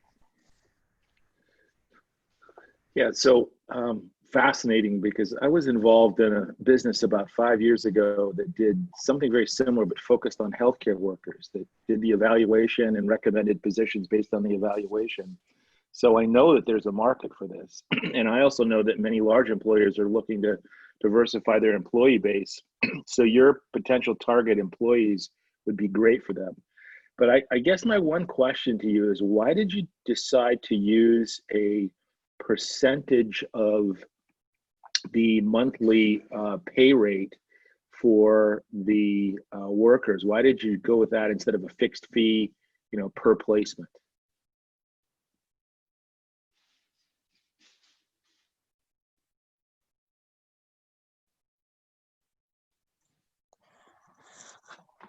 I guess I could do that then. Okay. So part of the reason why we wanted to charge mainly based on a commission based instead of a fixed fee, actually a lot of times it may go to that percentage, but we wanted just for if it was like a smaller term job, or we would maybe want them to pay a bit less, maybe the companies.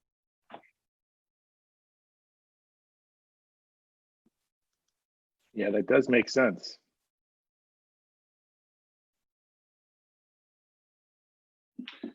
So I have a question.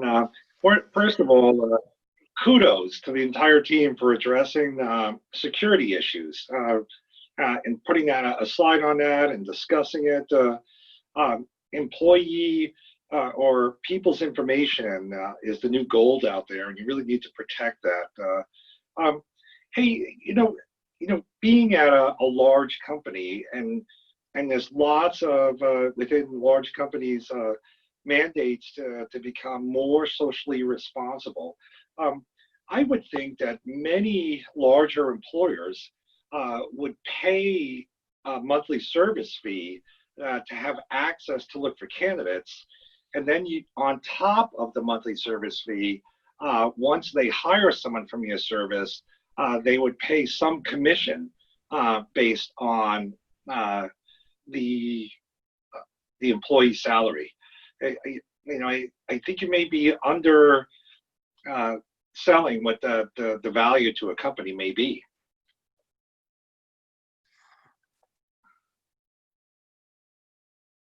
Comment? Yeah, okay. Was that a question or? Question, yes. Okay, so a few different ways. We would address mainly the privacy we wouldn't actually even require the exact location. We just need zip code and city. Also, I can address the what's it called? The company paying to look. So the company would put in a few details that they would require for the job, and we would independently match without selling the data to the company itself. So the company's only main cost through this app would be if they hired a worker. Okay. So they wouldn't have to pay otherwise. Okay. Hey, thank you. All right. Well, thank you guys so much. Great work. Great presentation. We are going to take a 5-minute break, and then we will come back, and it is Access Innovation after that, and then illicit entrepreneurs. All right. Thanks, guys. In a few. Right.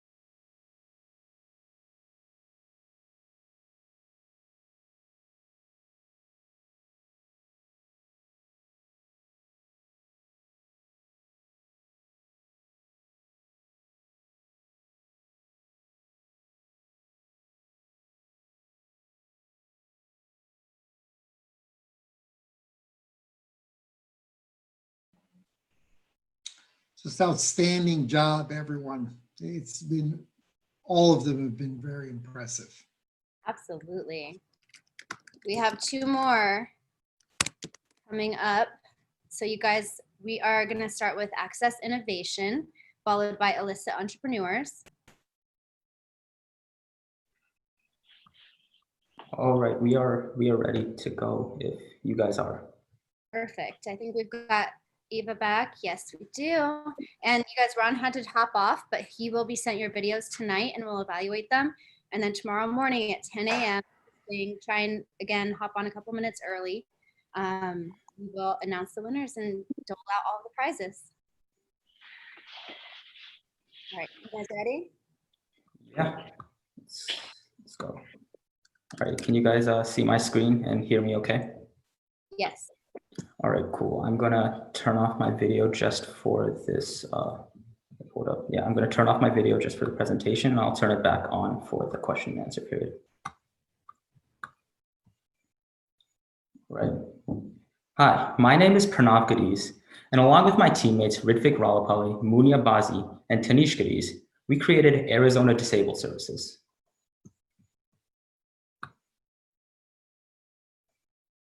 So disabled people face adversity in life every day, whether it be in everyday tasks like riding a bike or driving a car, or more specialized tasks like building a household object or tool.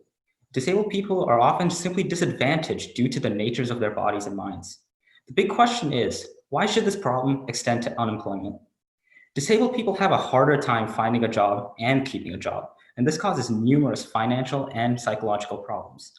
Not only does it place a huge financial stress on the families of disabled people, it also causes the disabled people themselves to be dependent on others and lead a largely dependent lifestyle.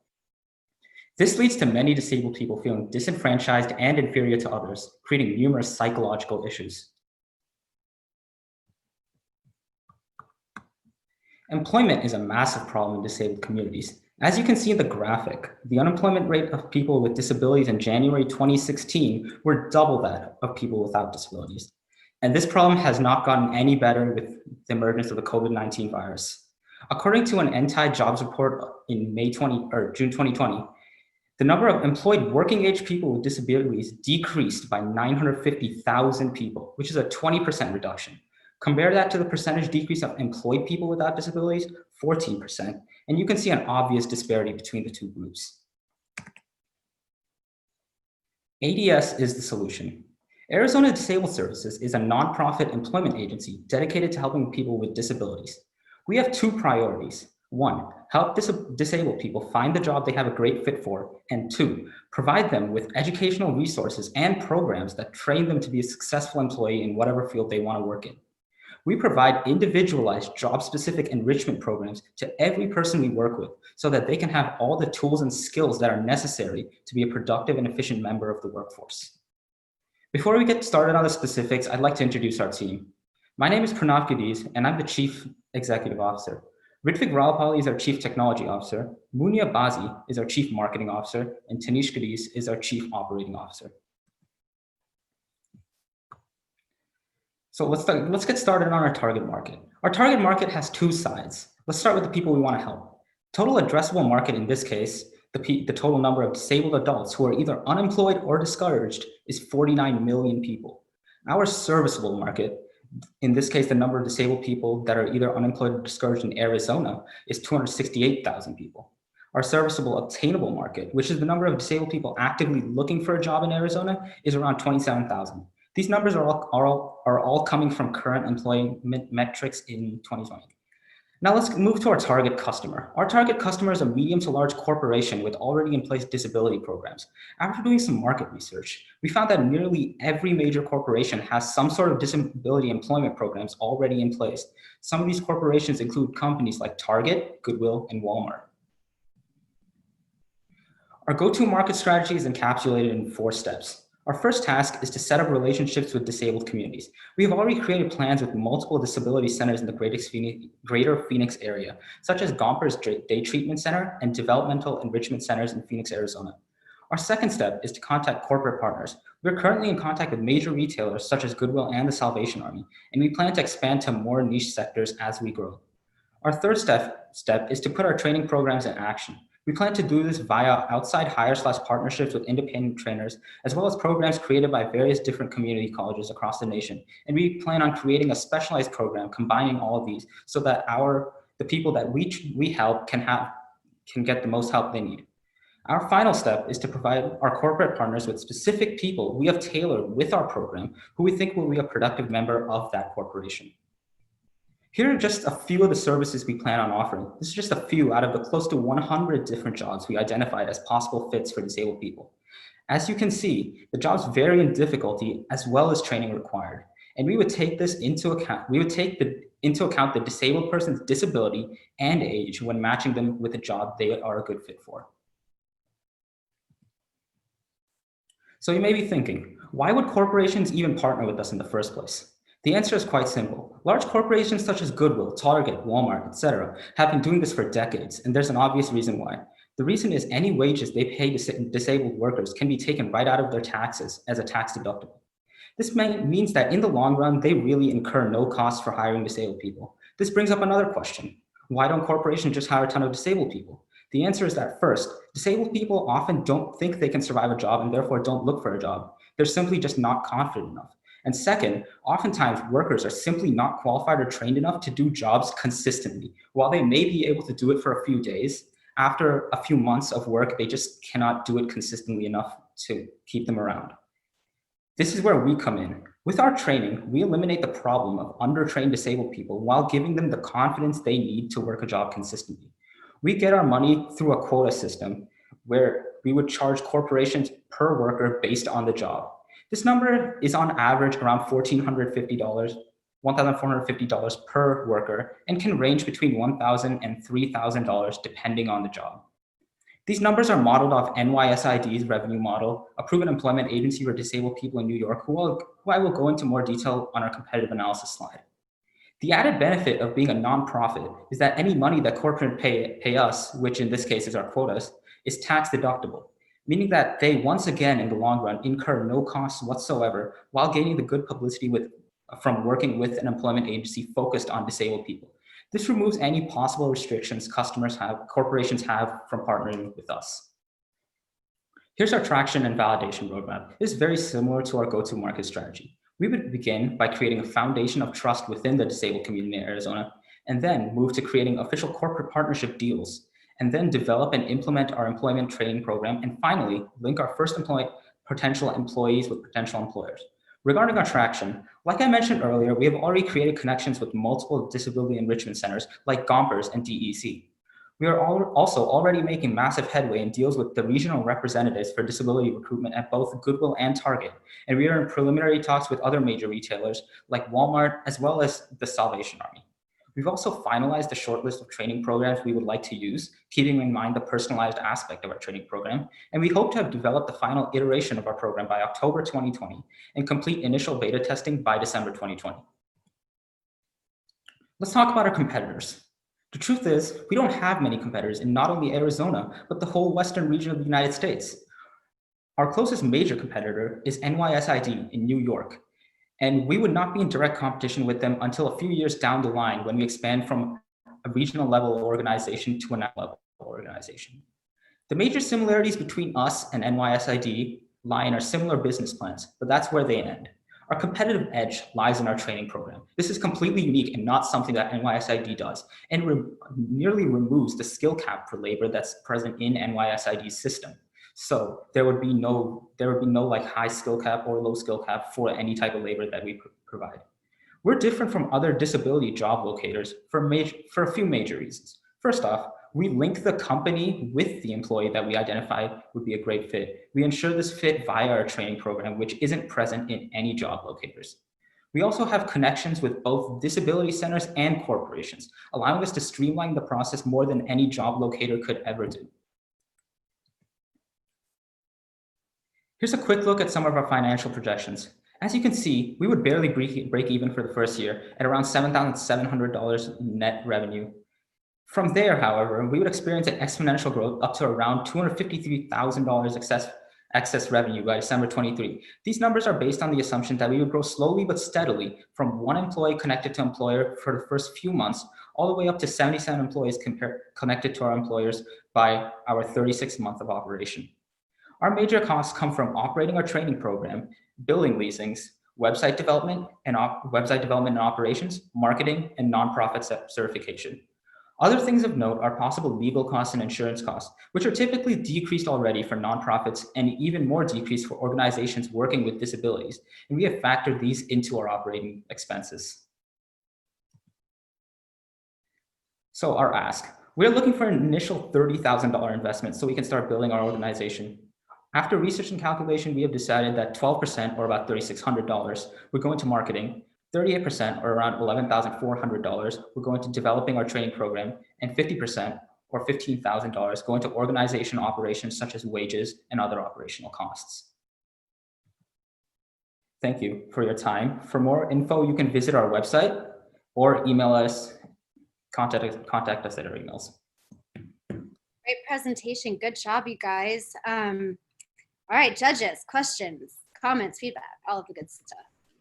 Bravo, bravo. That was a great presentation. As I said before, I had the opportunity to launch an initiative very similar to that one. We were targeting low-income communities, and everything you said, it's true. And that other initiative was based on the same assumptions. So you're right, there's a pain for the employers. Definitely you need to provide education so they can match their abilities with the right employer. And there's an issue also on retention. So my two questions are related to two very important components of your model that you never mentioned. And one is the curriculum of the training that you're going to provide, in which case, by the way, who developed the curriculum and the way you validate it with universities or any other educational organization, it's critical. And then retention, it's critical. If you want to have some sort of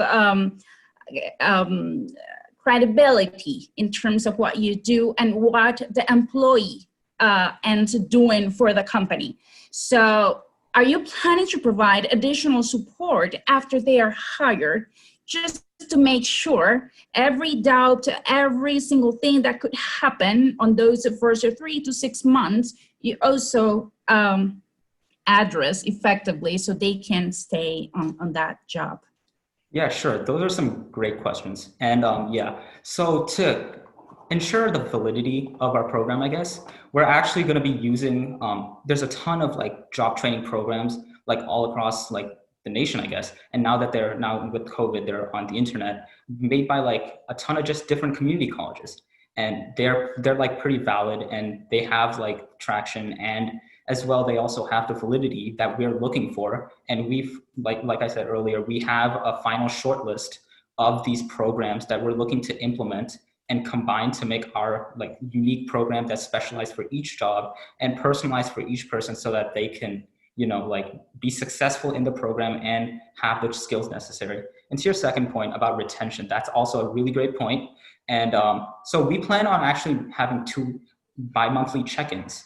So we would check in every 2 weeks with the company just to make sure, you know, this person is being productive, they're not struggling at all, they're having like, they're in a good environment in their job, so that because we know like if corporations can't meet their bottom line, they're not gonna want it. So we definitely are gonna meet with them and check in every 2 weeks for the first few months. And then from then on, we'll move up to like maybe a month, every month, and then every 2 months as we go forward. But definitely for the first few months, it's going to be every 2 weeks so that we can ensure, you know, that the people that we link with these employers are valid, and not valid, I guess, but they're a good fit for the company, and they do the work efficiently. That's great. That means, and take this in consideration, you may need some sort of mentorship for them. Yeah.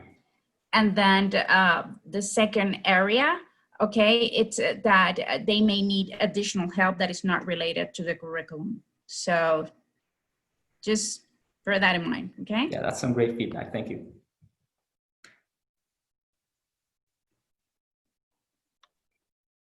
Sorry about that. Took a minute to turn it all on. Hey, a question for you. You know, a really important area in terms of helping people and very articulate, great presentation. What is the platform that you plan on using? Is it mobile? Is it web-based? PCs? What's the platform of the vehicle? Yeah, sure. So as of right now, due to COVID, we're going to be online for sure. We're looking into making an app maybe, but as of right now, we're only looking at a website. But after, in the next few years or so, we're looking to have like a location, I guess, a central location in Phoenix where we could have mentors on site and teachers on site so that they could help these people that need like the training more effectively, because we know in-person training is a lot more effective than online training. But right now, due to the virus, we're stuck with online training. But as time goes on and we find it like a possibility to have a central location, we're definitely going to be looking into that. And I've actually factored that into our financials with building leasing costs. Actually, I was looking at a lot of these costs, and I found a few locations that are interesting for like future use, I guess. And then, you know, the second thing is, I noticed very much focused on low-paying jobs. But one of the things that I've come to experience over the years with Asperger's or some disabilities, autisms, you know, even ADD and HD, they're typically on the higher end of the IQ spectrum, believe it or not. And, you know, oftentimes we pigeonhole them. Well, you know, this person can sweep floors, this person, but you may find that some of these people have higher IQs than you yourselves, and really can't sit through a classroom environment or have difficulty working with people. And have you thought about, you know, maybe positioning them for you know, different types of jobs at some companies? Yeah, I could take that one. Yeah, I definitely agree. When we were thinking about our business plan, we definitely realized that we want to make it as inclusive as possible.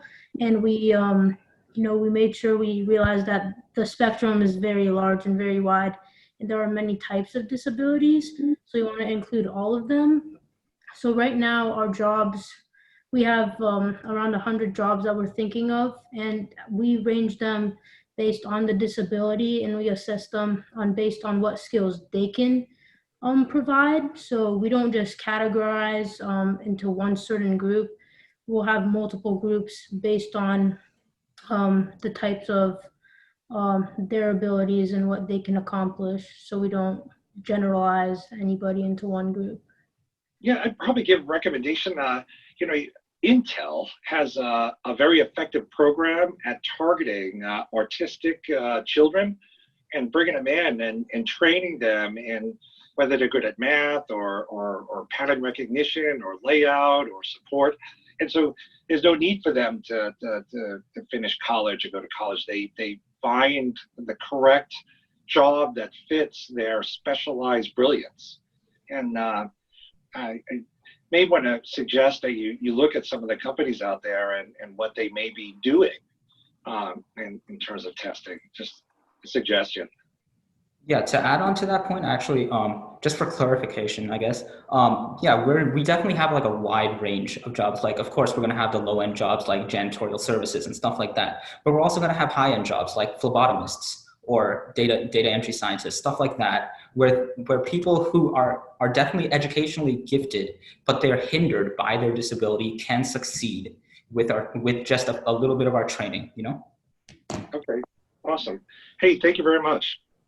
Yeah, of course. Great questions. All right, any last questions or feedback? Is Ron, Ron, it's not right now with us, right? So, yes, to Rick's point, one of the other components you should consider is to have an assessment to truly understand what are the abilities and potential of your participants. The other thing that I heard is that you're planning to have a center. Let me tell you something.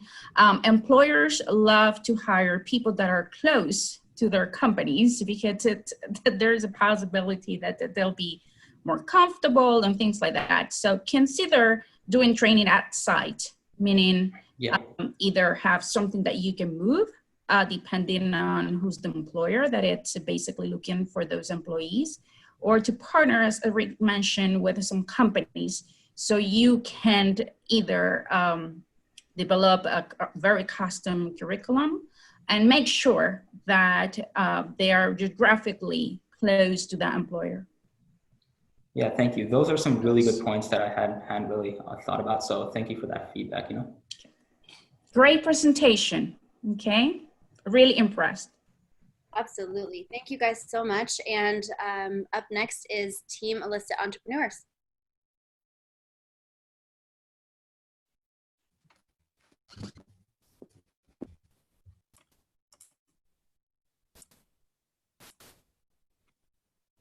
All right.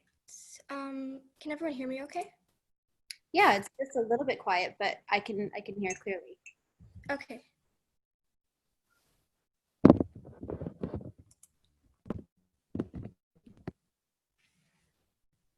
All right. Okay. Hello, my name is Suhani Patel, and my sister is Sachini Patel, and we are the founders of Illicit. I am a rising sophomore at Paradise Valley High School, and Sajini is a rising 8th grader at Basis Peoria. Now, when we think of a disability, what is the first thing that comes to our mind? Well, it's often a vision impairment, deafness, or physical disability, but rarely do we acknowledge mental health conditions. Being students who attend rigorous schools, we are both firsthand observers of a major problem: the small number of measures taken to aid the students with mental impairments. With this, we knew that it was time to take action, and so we created Illicit, a school-oriented app with the sole purpose of improving the quality of life for students with depression and anxiety. Mental health is significantly underrepresented in schools. Some schools lack special ed programs, and others that do have the programs have an insufficient supply of teachers.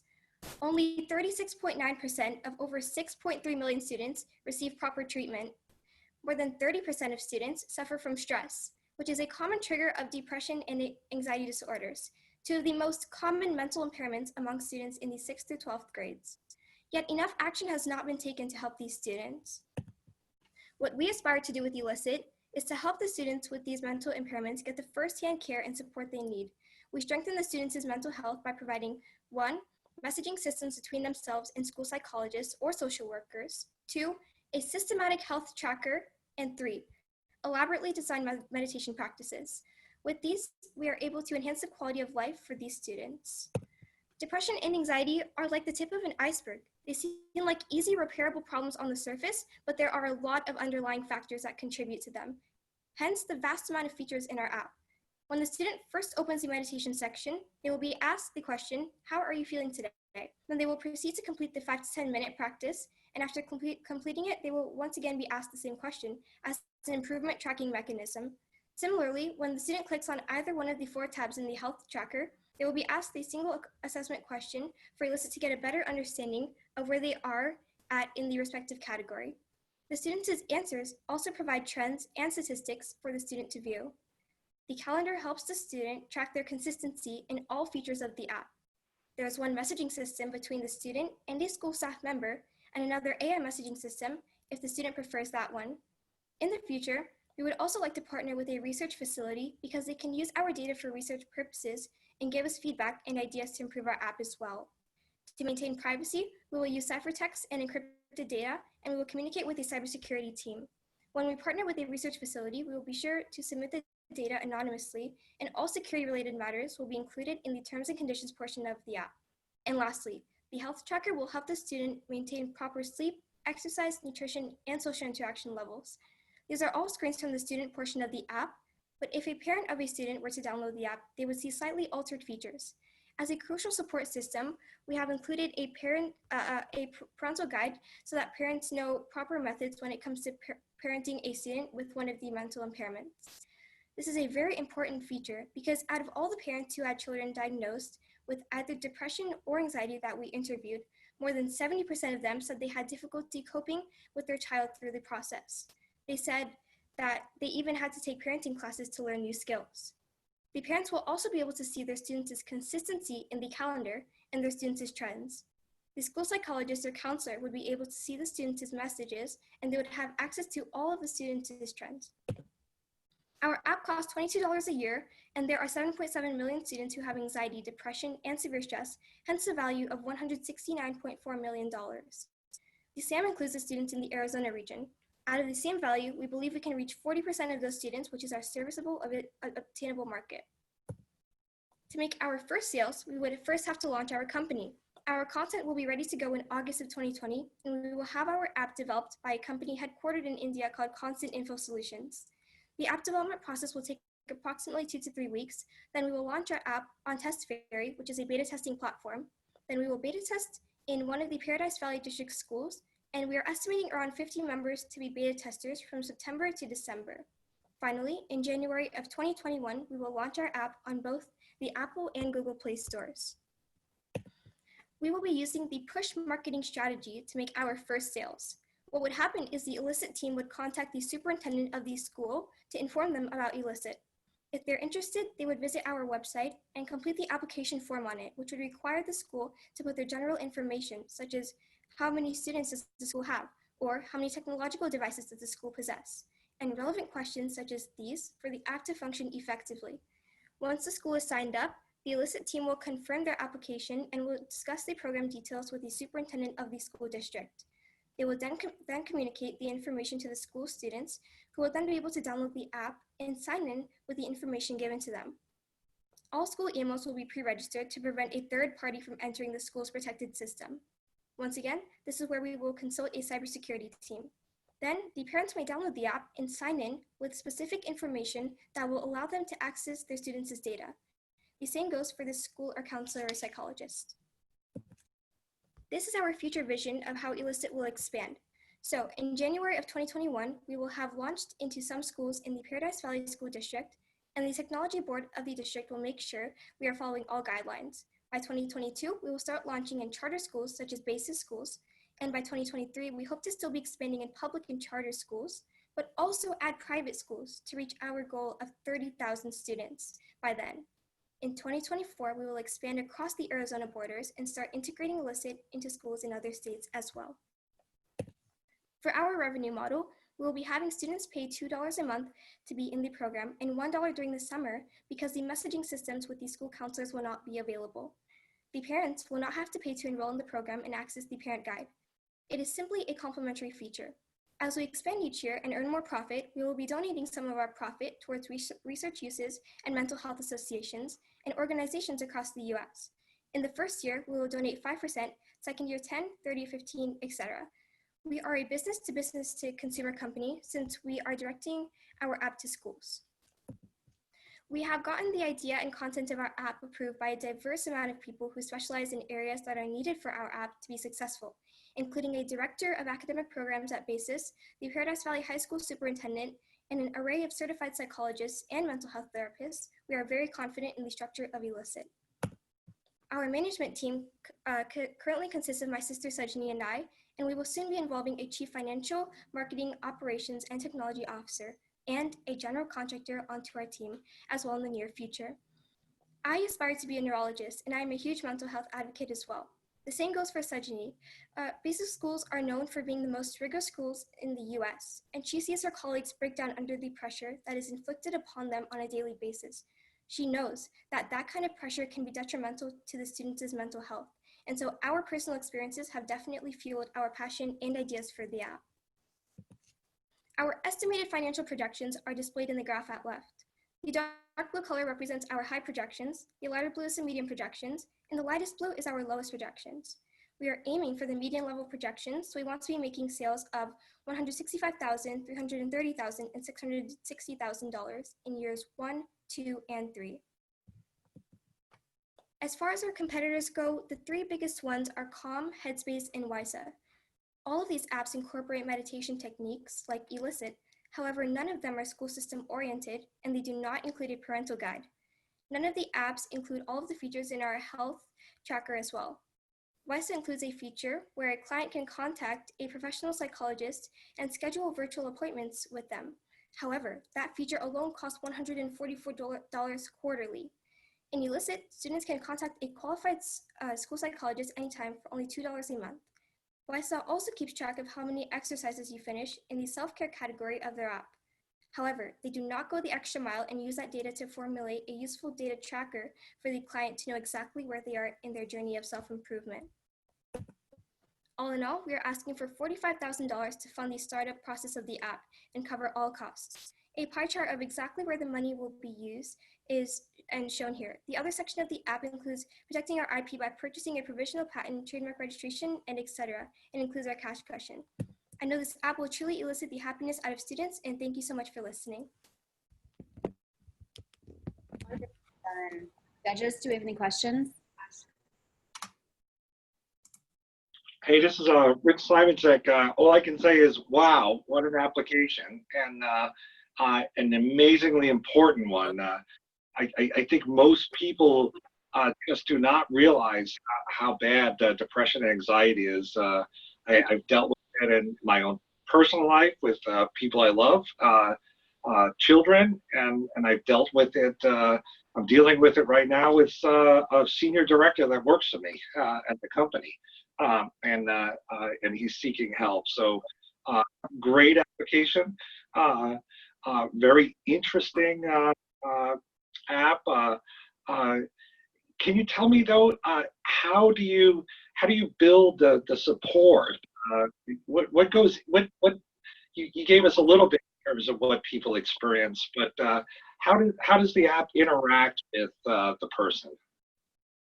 Well, so we have the chat, the messaging system. So in the messaging system will be the school counsel, the school psychologist, and mental health professionals, and there will also be the AI messaging system.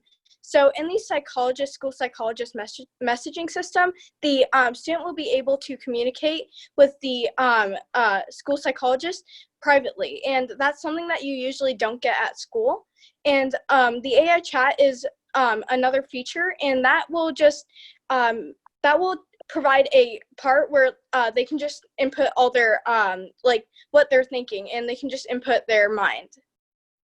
Okay, and another aspect of this that I learned over the years is that many teenage suicides are due to depression or anxiety. Mm-hmm. And it's a #1 issue with school systems, because once a suicide happens in some schools, it's sometimes other suicides happen within the school. There's an effect, as horrible as that sounds.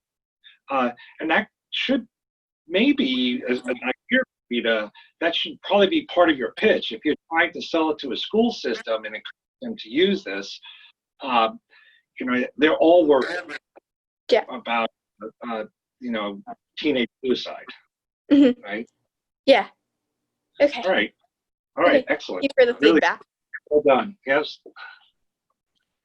Amazing. I must say, as a mom, I'm a little bit scared, especially because my boy go to bases. I got scared immediately. Being said that, I think there is a potential here to tell parents a lot more than just those specific students. Yeah. May be experiencing anxiety or depression, because I immediately in the middle of your presentation, I realized as a mom, I really want to know how he feels. Maybe he's not telling me all the time. I really like to see that data. And I will, and to your point, Rick, I would like to prevent anything worse. That's something that may happen in the future. So I think in terms of your target market, you may be, and it was a great presentation, but there's a potential that to change your target market and actually amplify the impact, because maybe those kids are not necessarily on depression, but you as a parent may want to know when they're in anxiety, how to prevent. So I actually loved the idea of the present. It was a great presentation. Thank you. And you made me realize there's a pain that maybe it's bigger than what I thought.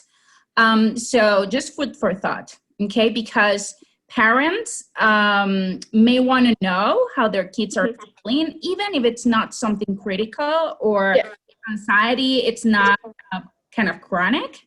I do want to know. And now more than ever, I'm aware here. Thank you for the presentation. Oh, thank you. Thank you. Yeah, the odd part of that is you ever ask your kids how they feel? When your parents ask you how you feel, how do you respond? Just usually with good. That's a standard answer, but I love the parent aspect.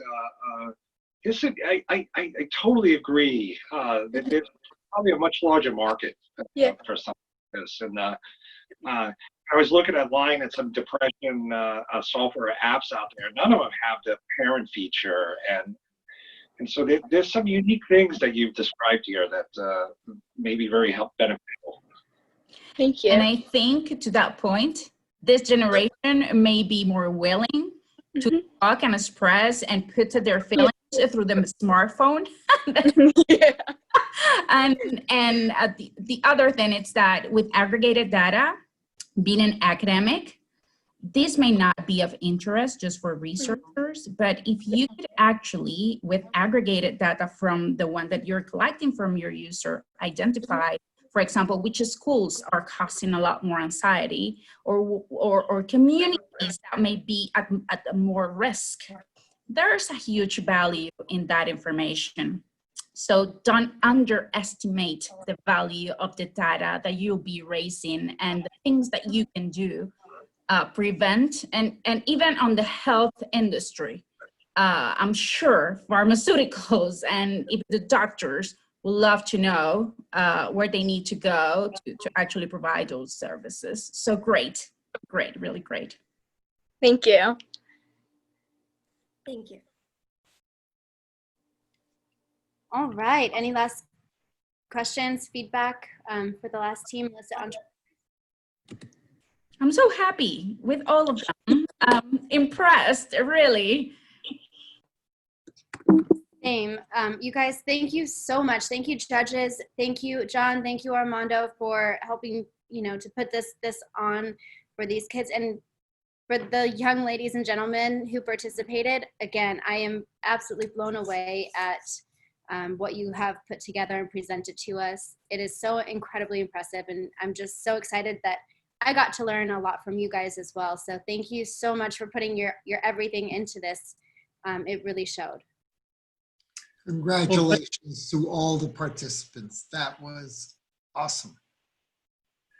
Yeah, you guys did a fabulous job. It was really fun for me to see the evolution of a lot of the teams, where they started and where they finished up. And of course, I want to thank Alicia as well. You did a fabulous job running the competition overall. Thank you. Thank you. And thank you. A round of virtual applause for Alicia. Well, thank you. I leaned on my mentors that John had put together and everything. So again, mentors like Liana and people like Rich and Ron and Eva, thank you guys so much. This has been an incredible experience, I think, for all of us. So kudos and thank you guys. I really appreciate it. We will see. Thank you so much for the invitation. I must say, the participants that I teach global entrepreneurship at college level, all of you passed my class. All of you. Does that mean you're offering credits? I'm not allowed, but we will work in something interesting we will announce later. Yes. Perfect. I'd like to say something. It was truly inspiring to be part of this. I had a large staff meeting today, and I must have spent 15 minutes talking about, babbling onto people about what a wonderful experience this is and the quality of the presentations and the people that we met. So thank you. I getting tingly. It was really a good feeling. Really a good feeling. Awesome people. Yeah, I'd like to also say that I'm really impressed with all the teams, and I've had a chance to work with my team for a few sessions, and I could see the transformation and the evolution. I mean, to begin with, I just was blown away how mature the girls in my team that I mentored are. And then just seeing all the other teams, I really believe that this is the next generation of leaders we're having here. So I think it's great to give them the opportunity, this container and support to really discover their own talents. Yeah. Amen. I second that 100%. Thank you, Liana. All right. Well, as we come to a close tomorrow morning at 10 a.m., we will be hard at work tonight tallying up all of the evaluations. And tomorrow morning, we get to finally bring it out with a bang. And Professor / Dr. Robert Langer will be speaking. Olenka Cullinan, who taught a few workshops, also will be speaking. And we'll announce all the prizes and winners. So we will see you then, and take care tonight, you guys.